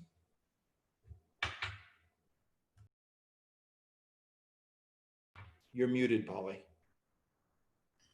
Sorry. I would like to call the question. We've been discussing everything but what Councilwoman Martin was talking about. I would like to move on so we can actually discuss the ordinance and a few other things. I have some motions that I would like to make too. All right, so hold on. Once the questions has been called, I think it needs a second. It's not debatable, and we need a majority vote. Does anybody care if we just vote? Second. No, but I'm just saying, does anyone care? Can we do it by consensus? Can we just go ahead and vote? Or does somebody really, really, really want to say something? Let's just go ahead and vote. All right, all in favor of Councilmember Martian's motion, which basically was instructing staff or directing staff to negotiate with Boulder County and the use of Boulder County Fairgrounds in order to create a space for people who own RVs and are sleeping and using RVs as their home, in order to help them prepare for this ordinance when it is enacted, or should it be enacted later on this evening. Say aye. Aye. Aye. Aye. Opposed, say nay. All right, it passes unanimously. Thank you, council member. All right, I'm actually, and then does somebody want to make a motion for the actual ordinance itself at this point? So we don't have Councilmember Christensen? We need to present on that. All right. Quickly. Let's go ahead and do you mind if we take a 2-minute break real quick? Anyone mind? I've got something in my eye and I need to go wash it out. Anybody care? All right, cool, thanks. Back in 2.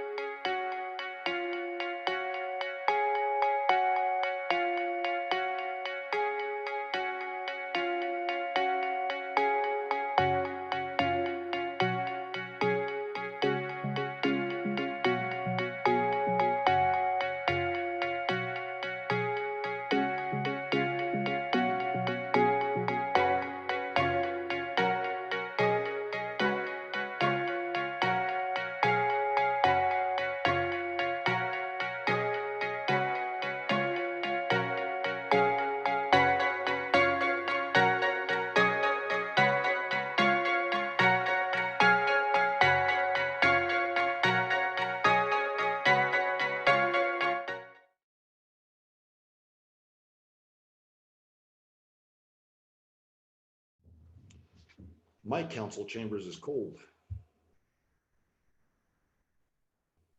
So is mine. You know, can someone please turn up the heat? Sandy, turn up the heat.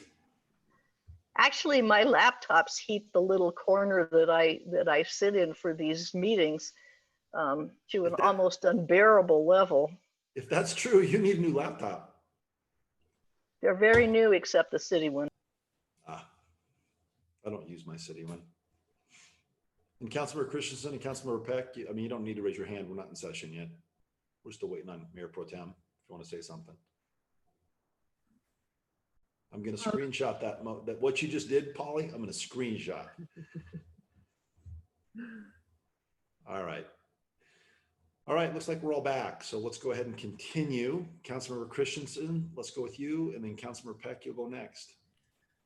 Let Councilman Peck go first. Okay. Councilmember Peck, why don't you go first? Oh, how kind. Thank you. So I'm glad you made that motion, Marcia, or Councilwoman Martin.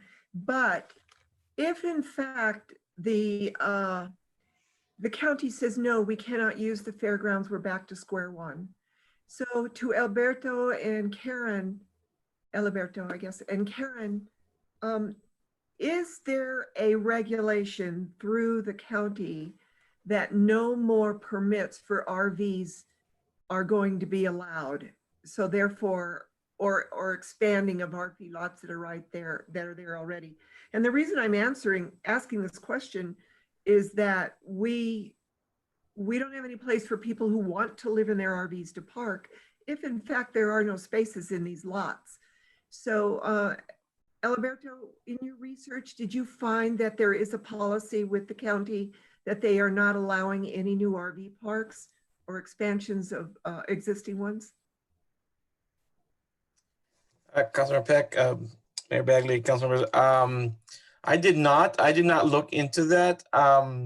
Back to Harold's point about that place in what seems to be Weld County, the owner didn't indicate to me which county he was in. He was just saying he was having issues with a county expanding. He has the land to expand, but he can't because of some county issues. But I didn't delve into which county he was in.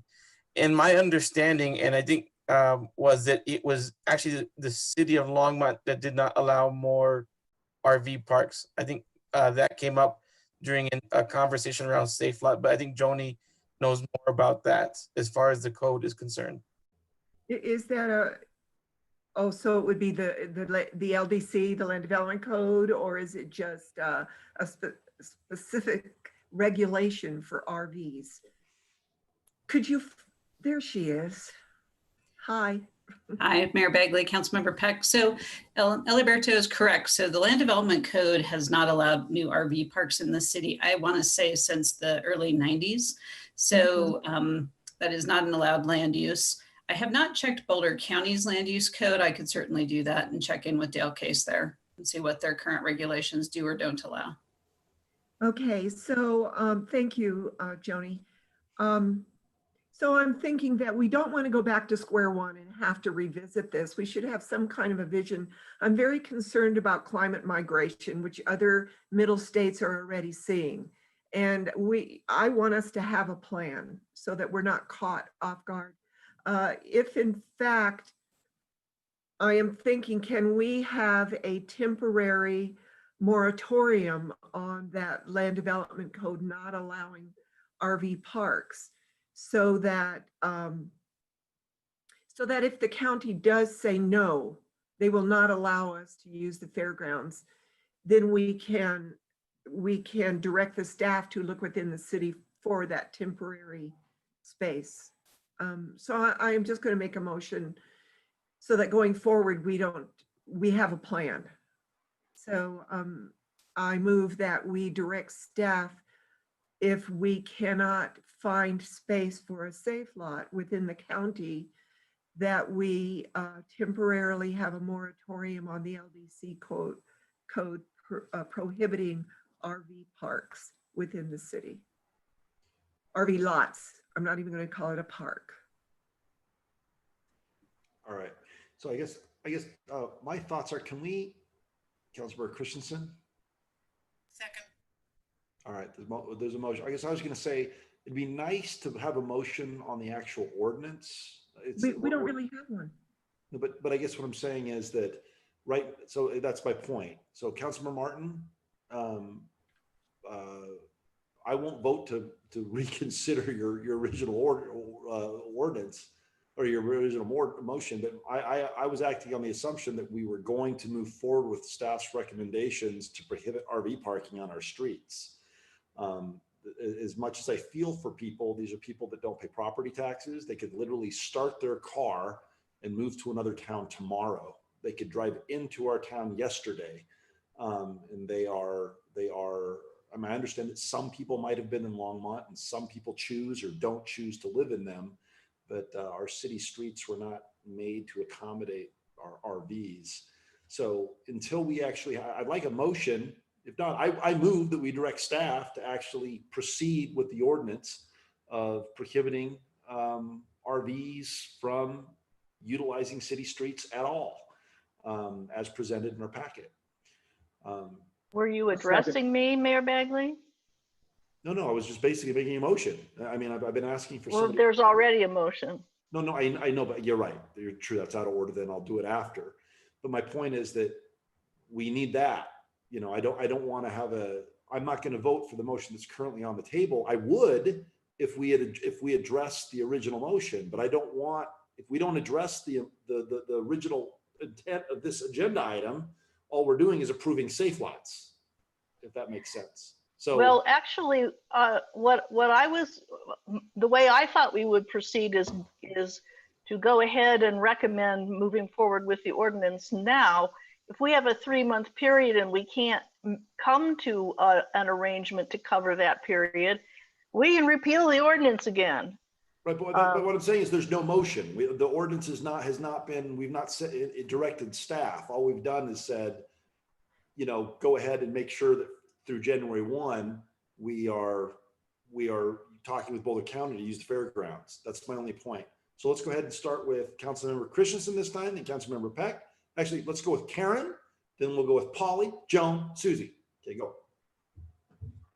Thank you, Mayor. And so I think Harold talked a little bit about this, but I did want to follow up on the concept of bridge housing. And this may or may not address Council Member Peck's concern. So we are also pursuing at the same time that we're pursuing these other options, a couple of things. One is we are partnering with Boulder County to write and submit a grant for, really would be for funding for temporary bridge housing.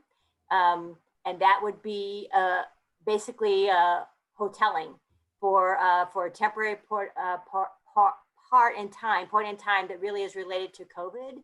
So we are pursuing that, and should that funding be granted, my understanding is that funding would be available starting in November 1st. So again, there's a lot of things that have to happen, but I do want to let you know that we are pursuing that as a resource to help with this situation that we're talking about here. And also, I think we put this in the council comments that we also are looking at a couple of different options in terms of master leasing with the funding that we did receive from City Council in 2020 to help with housing exits. And so, so part of that's been working with the Longmont Housing Authority, and so we're pursuing master leasing options that then also gives us some flexibility for some temporary housing as we help people get into more permanent, stable situations. So we are working on a plan A, B, and C for how do we help people that are in really unstable housed situations to move toward more stable permanent housing. So I just wanted to let you know that. Okay, Councilmember Christensen. As I said earlier, I have several motions, one of which is a prohibited use, which is, but I can't give it until we vote on Councilwoman Peck's proposal. I believe what we're trying to do is proceed along with what Councilwoman Martin said, with what Mayor Pro Tem Rodriguez's concerns were, Councilwoman Hidalgo Faring and Councilwoman Peck and I, trying to set the stage for not just a discussion of the ordinance, but a discussion of the effects of this ordinance and getting those in place before we discuss an outright ban on living in your vehicle, not banning RVs from the streets of Longmont, which punishes everyone in the city who has an RV or any kind of work vehicle, but simply living and sleeping in a vehicle on the streets of Longmont, which needs to be prohibited because we can't have people living on the streets in their vehicles and dumping their sewage and dumping their garbage and doing their laundry and doing, we can't afford that. However, we need to vote on the issue that we have at hand right now. And then I will be happy to make a motion to prohibit the use of any trailer coach, mobile home, self-propelled motorhome, trailer or recreational vehicle, or any recreational equipment of any kind cannot be used for living, sleeping, or residing on any street or public right-of-way within the city. But first we have to vote on Councilwoman Peck's motion. Yes, Councilmember Beck.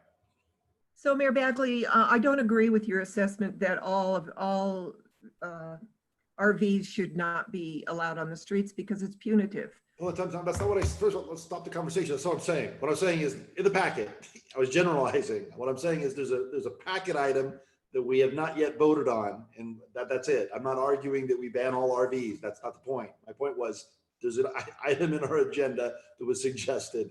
That's what I was referring to. So, I mean, just to cut everybody off, but keep going.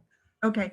The point and the discussion about the bridge loans, I think, is important because to Mayor Pro Tem's point of view that people do want to live in their RVs and there is no place to park, they don't want or can't afford rent, then possibly we can bring in that bridge loan conversation to help them move off of our streets. I don't know if that's possible, but it is a discussion that we need to have.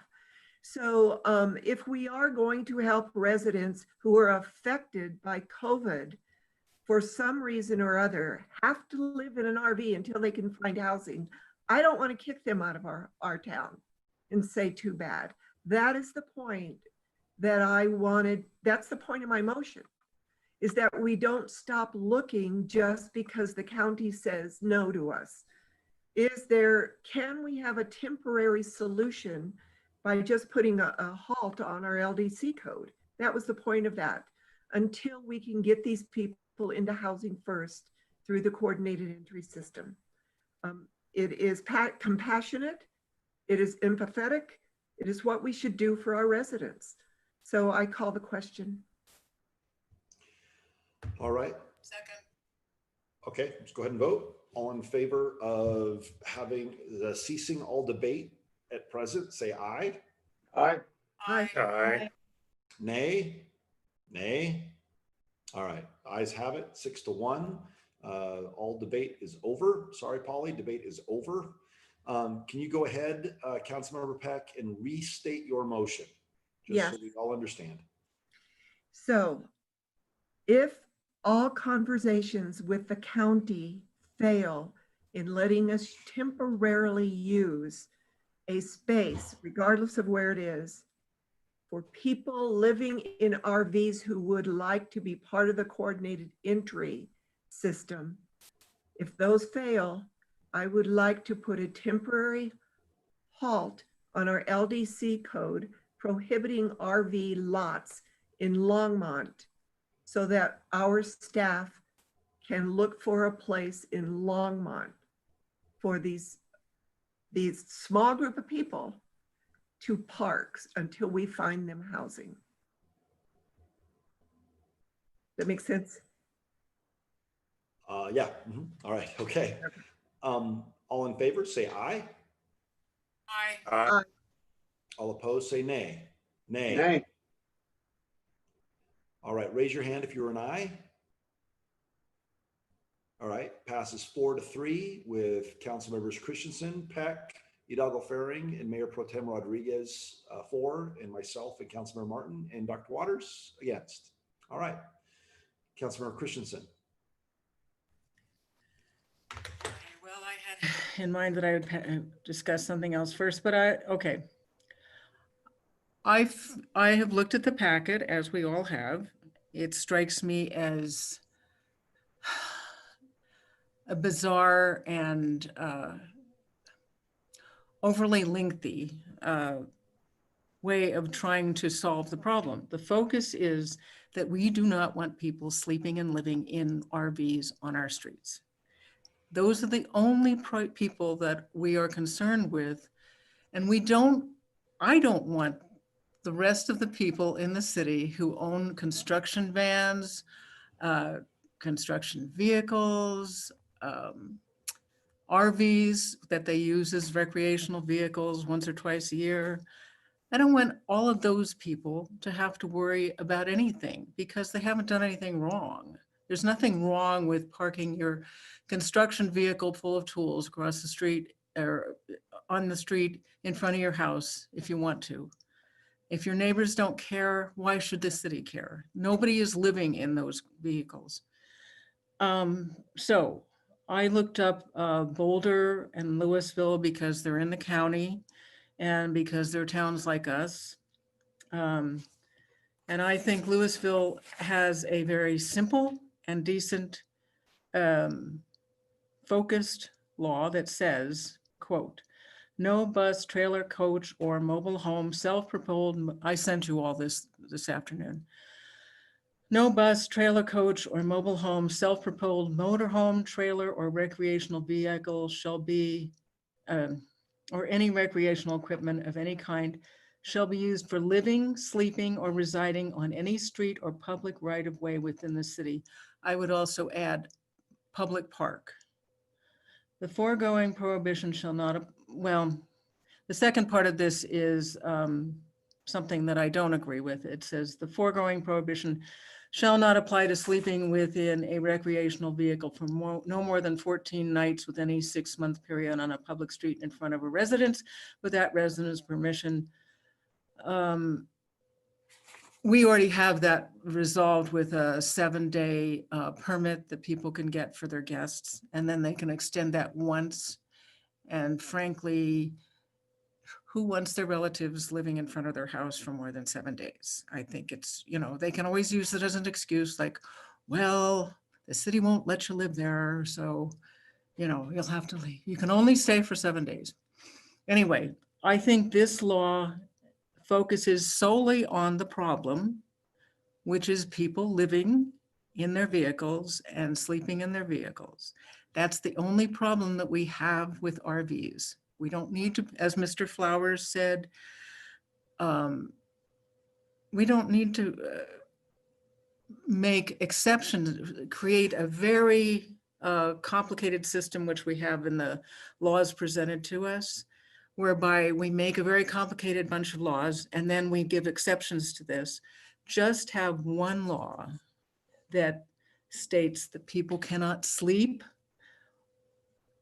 live, or reside in their vehicle on the public streets of Longmont. Do I have a second?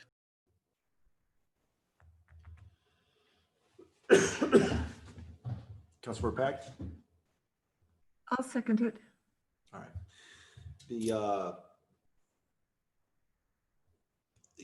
I guess what I'd ask is Deputy Commander Satter here? Didn't he have a presentation for us tonight? Yeah, can we have that presentation before we vote on this, please? Hello, I'm on, and I'm here with Tim Hull, who's with the City Attorney's Office, Shannon Stadler, and Nathan Schultz. And we were part of the committee that worked on this issue around the RV ordinance. And I just heard the recommendations, but I think it's a little more complicated than that, because if it just prohibits sleeping, then we got to catch them in there sleeping. And that's one of the reasons why we wrote the ordinance the way we did. A lot of thought has gone into this ordinance because there are consequences with words and situations, and Tim may be able to answer some of this too. But we spent a lot of time really looking at the words to make sure it's legal, constitutionally fair, and correct, and there are consequences for our officers and our staff. If it's just sleeping in a vehicle or something like that, it just causes consequences. That how do you prove that? So that's why we wrote the ordinance the way we did. But Shannon has a nice presentation all ready to go. And so I'd like to hand it off to her to go through it really quick. But I would just like to add, a lot of work has gone into trying to get our wording into a spot that's enforceable and clear for everybody involved.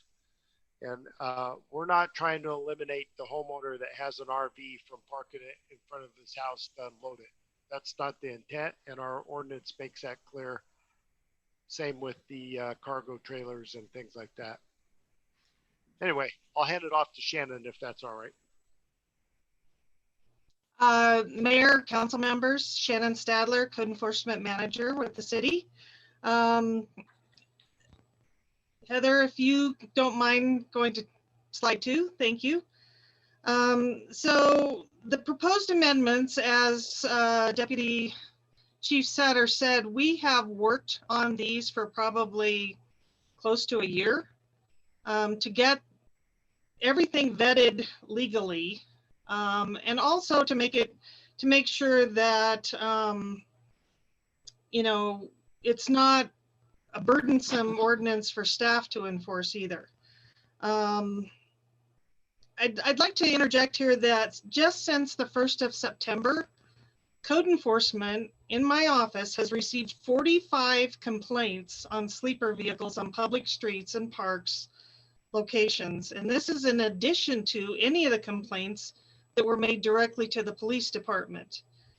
My staff, you know, council represents the residents of the city, but I feel my staff represents the residents who call in looking for resolution to their concerns, and that we've worked long and hard to come up with amendments to our code that are legally enforceable.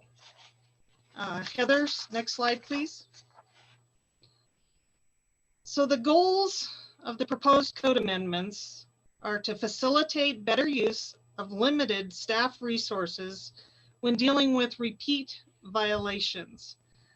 We get calls a lot of times on the same recreational vehicles that just move around, and we found that the current iteration of the code, where they only have to move 600 feet, resulted in us responding to the same RVs just 600 feet away.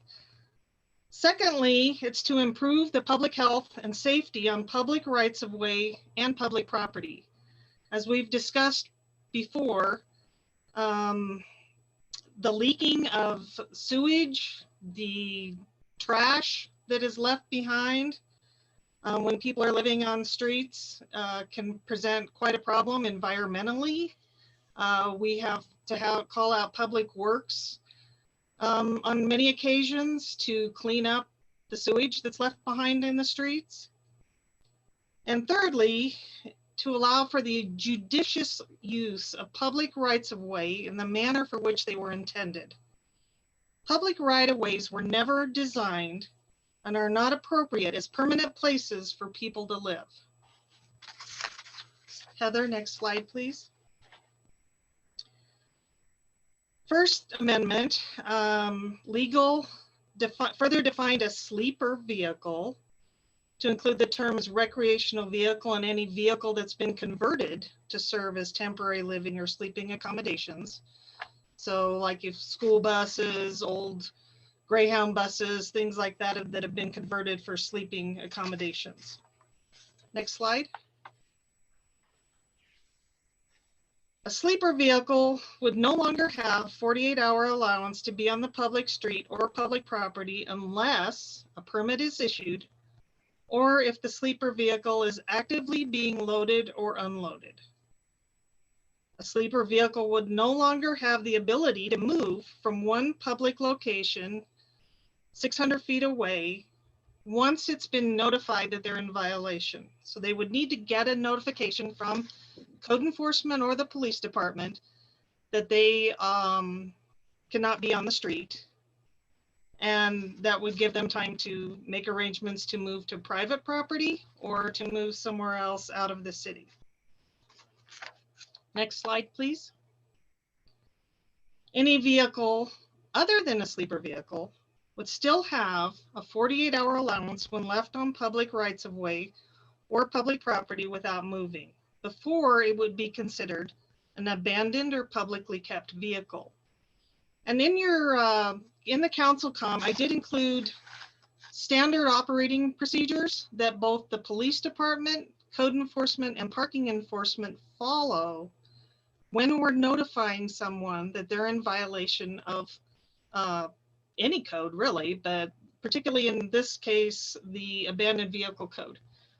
We have red tags that we put on vehicles, you know, notifications that people get that give them plenty of time to figure out how to come into compliance. And then also bona fide contractor trailers would be exempt from the 48-hour allowance while at an active job site up to a period not to exceed 180 days. Next slide, please. State or city vehicles or contractors are exempt from provisions of the code while in the performance of official duties under state or city authorization. And then we further defined active loading or unloading to prohibit unloading to a right-of-way, a greenway, or a park. Next slide, please. Another amendment to the code would be that the sleeper vehicle permit fee is reduced from $40 to $25. Next, the sleeper vehicle permit issuance is restricted to 4 7-day permits per specific vehicle, per specific applicant, anywhere in the city in a given year. Next slide, please. Sleeper vehicle permit code language was amended to prevent multiple persons from taking turns applying for a permit on the same sleeper vehicle, as well as for one person applying for multiple permits on different sleeper vehicles. Next slide, please. In conclusion, staff recommends approval of the proposed amendments to Chapter 1112 with the goal of creating safer streets and neighborhoods by reducing toxic waste and minimizing the negative effects of sleeper vehicles and sleeper trailers parking on public streets and public property, which in turn helps protect our valuable water resources. Next slide. Thank you. Councilmember Peck. Thank you, Mayor Bagley. After listening to the presentation, I like this ordinance and the wording in it, so I'm going to retract my second. Okay. Councilmember Christensen. So with this ordinance, every person who has an RV in this city has to go get a permit to have an RV that they can occasionally park on the street to clean it out. And any contractor cannot have their vehicle on the street, even though their garage probably is 4 feet too short to fit it in their garage. And you know, there are many, many people in this town who are contractors who have vehicles that they keep their tools in. This does not address them at all. They are not sleeping in it. They're not doing anything. They're parking it in front of their house because it doesn't fit in their driveway and it doesn't fit in their garage. There are a lot of people who have gigantic RVs who don't fit in their driveway either. So how does this address those? I believe we have some answers to that. So hold on one second. Ms. Stadler? So Councilmember Christensen, so in the first part of your question about the contractor vehicles, this ordinance does not address contractor vehicles. It only talks to contractor trailers. So the regular vehicle, like a painter van or anything like that, is treated exactly the same as any other passenger vehicle that's left on the street for too long. And all of these provisions in the code are mostly dependent on complaints. We do not even have close to the amount of staff that would be able to address just driving around the city and looking for, or even noticing that something had been on the street too long. Most of these are dependent on complaints that we would get. So a contractor vehicle would just be treated like a car that got left on the street for too long. They would get a notification and they would be advised that they needed to move it to a slightly different location. They're not required to remove it completely. Mayor? It is part of their, I mean, what if this is a permanent thing that they use every day and they park it in front of their house every day?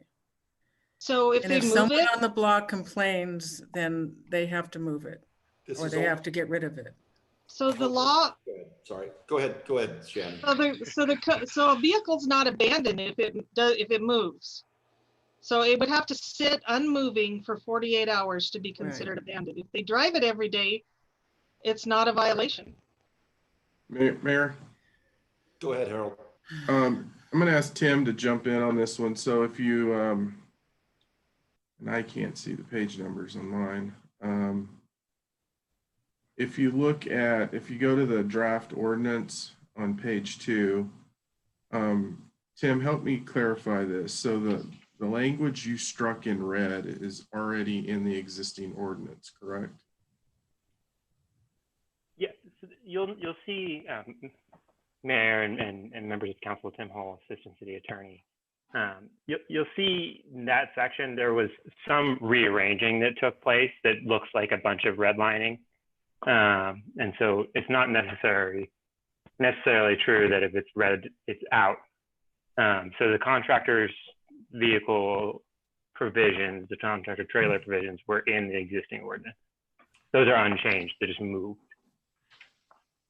So that was, I think, one of the points I wanted to make in the ordinance is the 48 hours is in the existing ordinance today for contractors in terms of their vehicles and how we deal with it. It's not a new piece of the ordinance that's being added in this. And like Shannon said, is when they're moving their cars, this is not anything that gets police attention or code enforcement attention. It's when it's left somewhere for multiple days in a row that people start complaining. But a contractor that's working daily is moving his car daily, and that's not going to get any attention from a neighbor. So what I'm hearing, Councilmember Christensen, is that I think everybody agrees with your concerns, but the ordinance addresses them. Councilmember Peck? So I do have a question about that 48 hours when you say it's left there for 48 hours and hasn't moved. What does the police do? For example, we had a situation where we had cars that didn't move for weeks because my husband was ill. Do you just ticket that? Or do you go to the home and ask for an explanation? If someone's on vacation and the car sits there, I have a problem, and this probably goes to the police department basically, and what you inform police to do. Are there individual police that would automatically ticket or tow an automobile that has sat there without without contacting the person. I think that that is really kind of what we're getting to. How Right. detailed is this ordinance? It doesn't really say, it just says if it hasn't moved in 48 hours. So, as you know, there's 340 miles of roadway in this city, thousands and thousands of cars. Right. Police are not aware of every car that's parked in a home. So we don't just drive down the street and run a license plate to see where the car belongs. Right. It's usually based on a neighbor calling and saying, hey, there's a car parked on my street. It hasn't moved for a couple weeks. An officer would go over there, run the plate. If the plate came back to the home, they would inform the complainant, hey, the car belongs to the home. And they may even attempt contact with the homeowner, but they likely would do nothing with that because the car's with that home. Now, if the car registered to Boulder, and they would make contact at the home and ask, hey, do you know whose car this is? They would put a sticker on the car that says the car needs to be moved within 48 hours. And then they would come back at a later date. And often it's not within 48 hours just because of volume of calls for service to check if the car is there. If the car wasn't there at that point, they could potentially tow the car. But if the car belongs to a homeowner, we're not towing those cars off the street unless it's some junk kind of car. But if it's a registered car, we're going to make an attempt to talk to the homeowner and at least put some sort of notice. But we don't just drag cars off the street in front of owners' houses. That would be very rude and impolite and not very social for our police department. Okay, thank you for that clarification. Yes. All right, let's go ahead and go Councilmember Hidalgo Faring because her fingers are moving fastest, and then we're going to go with Dr. Waters. Go ahead. Okay, thank you. So I have a couple of questions. So one, I had heard that Shannon Stadler had stated that 48 complaints that your office has received, 45 complaints, sorry. About approximately how many does the public safety? I think the last time I think the last time we talked, I counted and we were right around 150. And that was when we talked about this the last time we presented this. As you know, you sent me a complaint today. I also got a complaint from that same neighborhood from Paulie Christensen a couple weeks ago. So that vehicle moved on for whatever reason. I don't know if it got tagged, but now it's back in the same neighborhood and we're going to go back and tag that car again. So many of our cars, like Shannon said, get tagged over and over and over again, and we just chase them around town. And so it's one car gets tagged multiple times and nothing happens with those cars. Okay. So that leads to those numbers of vehicles that, like I said, we were in the 150 range when we talked about this in September, I believe it was. So it's kind of hovering at that over 100 complaints. Yeah, pretty regularly. Yeah, by the end of the year, it's significant. Okay. And then the other question, so in response to the public invited to be heard comment, Mr. Fowler, who has the RV in his home. So if he parked that in front of his house, those aren't kind of the vehicles that you're receiving complaints about? Is that? That's correct. And neighbors know their neighbors. And if somebody called, let's say somebody called in Mr. Fowler's RV, and an officer or a code enforcement officer would go there, we'd run the plate and see that it belongs to that house, and we'd have a conversation. And those aren't the ones that we get complaints about. It's the one that has the lawnmower that is left in the yard, all the trash that you sent me pictures of. They're parked on some side street, they're parked in a neighborhood, and they're dumping all their trash in that neighborhood. We don't get calls from a homeowner that is unloading their car, or they have it parked in the street overnight because they're letting their refrigerator. Those are very uncommon. And when we do get them, the car lists to that residence. And that's where the permits also help. If you have a guest that wants to come into town and stay at your home for a week, you can do that under this ordinance. And again, we would know there's a permit, and the officer would have a conversation. And even if we threw a tag on it, the person would say, hey, I have a permit.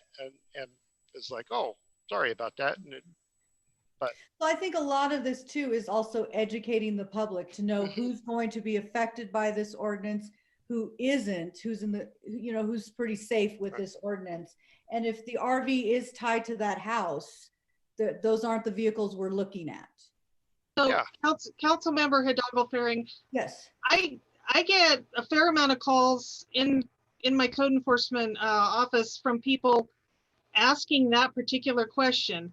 Grandma and grandpa are coming in. What should I do? You know, and the first thing I tell them is go let your neighbors know that you're going to have visitors. If they know that that RV is tied to your house and they're your visitors, nobody's going to call about it. So you've already alleviated the need for a permit, right? And your neighbors know who's there. They know how long they're going to be there. All's good. Like Jeff said, there's no reason for us to even respond to anything like that. Okay, very good. Thank you. All right, Dr. Waters. Thanks, Mayor Bagley. I move that we accept the changes proposed in the packet we received for tonight's meeting, and we direct staff to bring them back to us in the form of an ordinance for first reading at a subsequent council meeting. Second. All right, is there additional debate on the matter? Councilmember, Mayor Pro Tem Rodriguez. Thank you, Mayor Bagley. So basically, my reading of everything so far and listening to the explanations provided to us by staff is that there aren't the kind of loopholes or oversights that Councilmember Christensen is concerned with. I think she has a different reading of it, which is fair.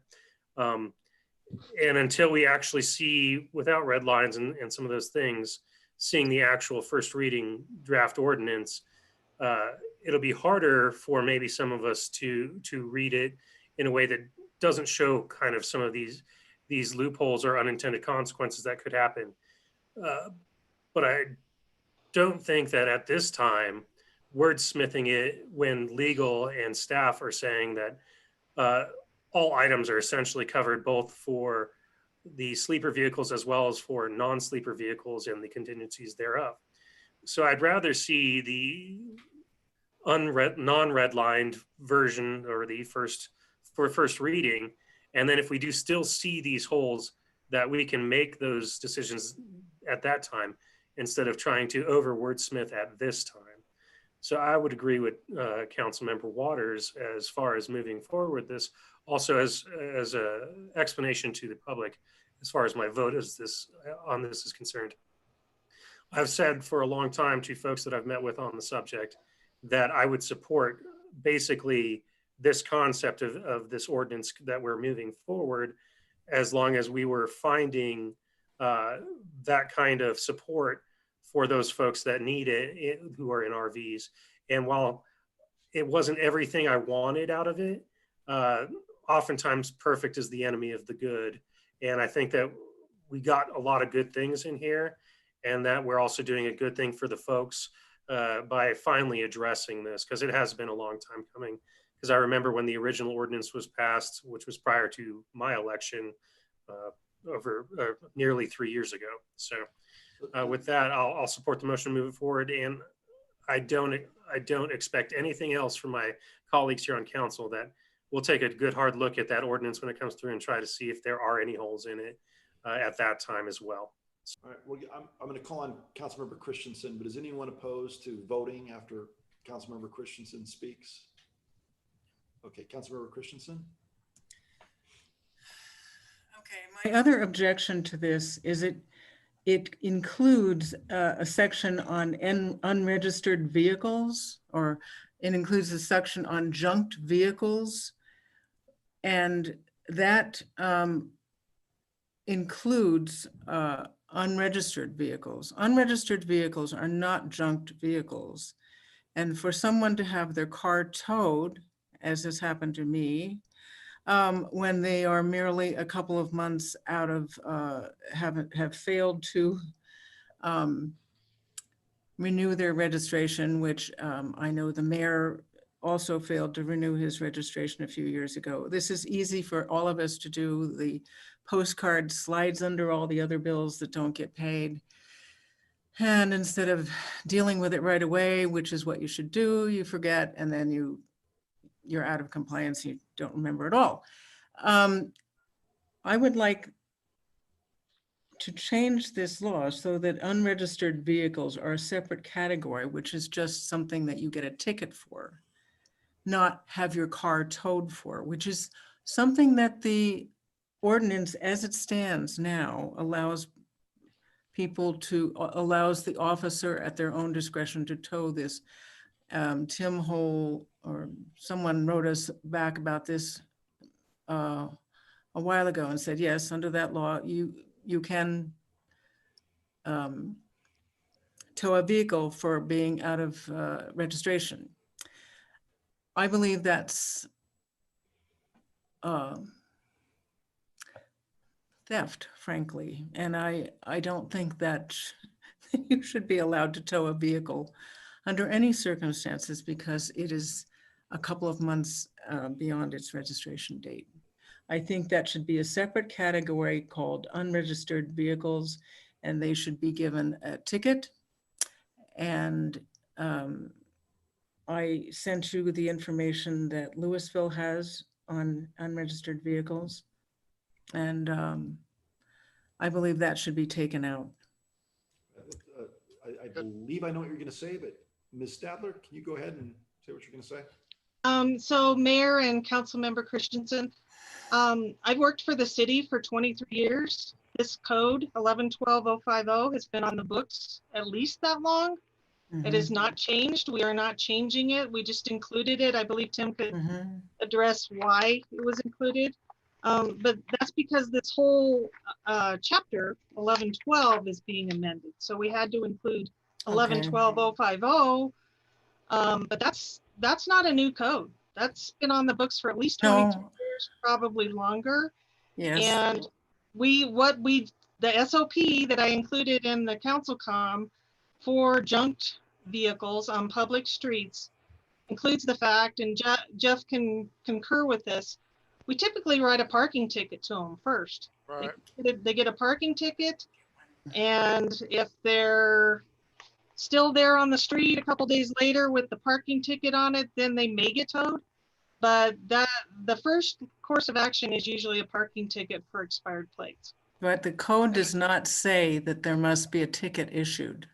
And that's because there's discretionary use of the code depending on the circumstances. Every circumstance is different. One junked vehicle may be a hazard in the street, and would you not want it towed if it was a hazard? Yes. So In front of your house, and it is towed with no warning on a Friday afternoon, and you have to pay the fees for Friday, Saturday, and Sunday, and Monday. It's very expensive. Well, I think and that's without like a warning. particular situation that happened to just. I'm going to actually cut us off because that's a different issue than the ordinance that's currently on the agenda. If somebody wants to bring it up on some future I'll occasion, bring it up another time. All right, Dr. Waters, do you have something to say on this? I was just going to ask, but there's a motion on the floor. I understand the concern. That's why I cut it off. And so, I mean, does anyone, I'm not going to call the question, but can we vote? All right, there's a motion on the floor that was eloquently stated, basically saying, let's direct staff to move forward and prepare an ordinance based on the presentation and recommendation by the staff. All in favor, say aye. Aye. Aye. Opposed, say nay. All right, the motion carries unanimously. Thank you very much.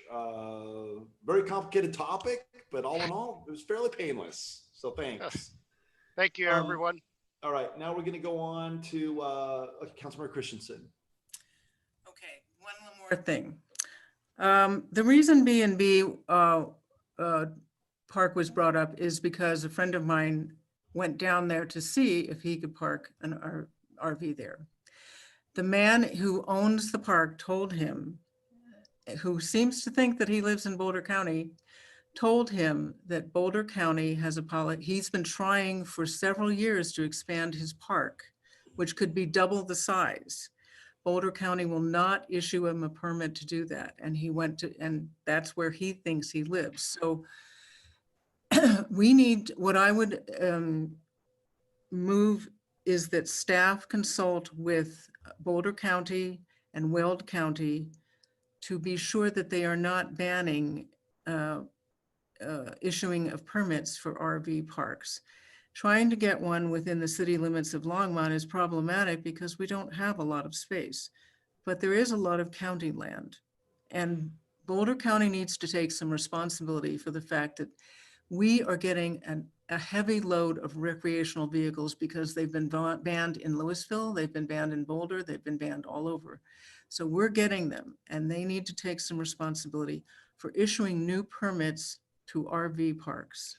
So hold on one second. So I guess I would question, no one seconded it, but hear me out before somebody throws it a second. Harold, can you just shoot us an email on what the Weld and Boulder County's policy is on issuing new RV parks and facilities? Can somebody on staff do that fairly quickly? Yeah, we can do that. And as I stated earlier, to the point, that's one of the things I want to look at because it doesn't make sense. And I think we need to talk to this individual and help facilitate that conversation. All right. So now we are now going to move on to C, but let's take a 2-minute break and talk specifically about proposed changes to, lo and behold, impounded, abandoned, public left, and junk vehicles. You've already done that. That's it? Yeah. I thought that, oh, duh, sorry. You're right. Great. So thanks, Dr. Waters. I was going to say, that's the motion we just. No. Yeah. No, I'm sorry. I just read it. Hey, it's 10 o'clock. I'm way like an hour ahead. All right. So anything else, Harold, from you on that particular issue? We done? All right. So Mayor, now it's time for Mayor and Council comments. All right. Anybody? All right. Great. I guess the only thing I would say is that 22 years ago today, Matthew Shepard was beaten to death. And unfortunately, we continue to deal with the types of discrimination that he suffered. So, man, it's going to be, I don't want to be mayor on November 5th. And I just hope that as we continue this election season, with COVID and with our politics, I just hope we all remember that we're all part of the same human family. And I hope that, things just somehow get better because the world, at least I think, is just really ugly lately. So love all you guys and respect you all. So even though occasionally we don't agree on politics or specific ordinances. So Councilmember Hidalgo-Ferring. You reminded me. Also, be nice to your public school teachers. We're No, going through a lot right now. Not that. No, just kidding.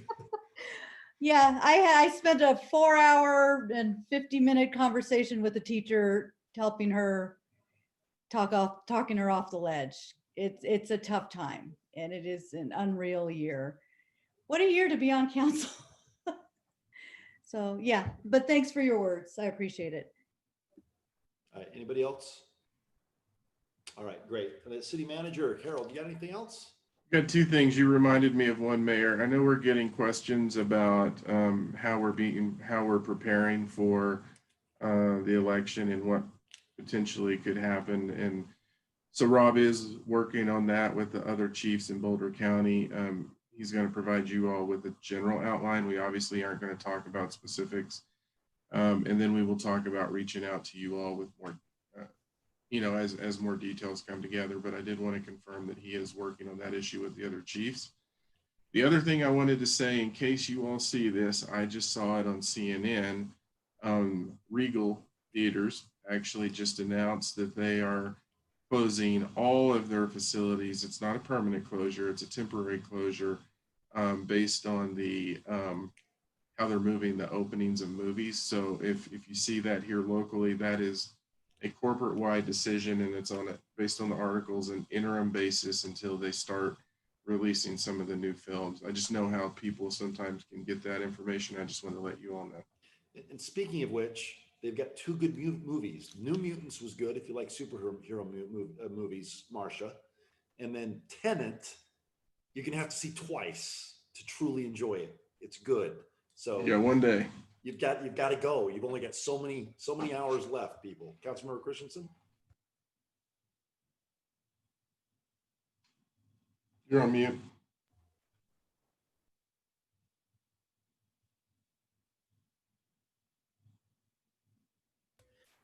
Okay, it's very sad. Thank God for Netflix, but with that said, we also have Alfalfa's opening up within a couple of weeks, so that's terrific. I'm very grateful that they have faith in us and that they're have the guts to do something like that at a time like this. So that's something good for this town. No more comments, Mayor. All right, great. Eugene? No comments, Mayor. Well, we appreciate that. All right, do we have a motion to adjourn? So move. Second. All right, all in favor, we have a motion to adjourn. All in favor, say aye. Aye. Aye. Opposed, say nay. It passes unanimously. We'll see you all at least next Tuesday. Thanks, guys. And Deputy Chief, thank you so much. All right, bye. Thanks.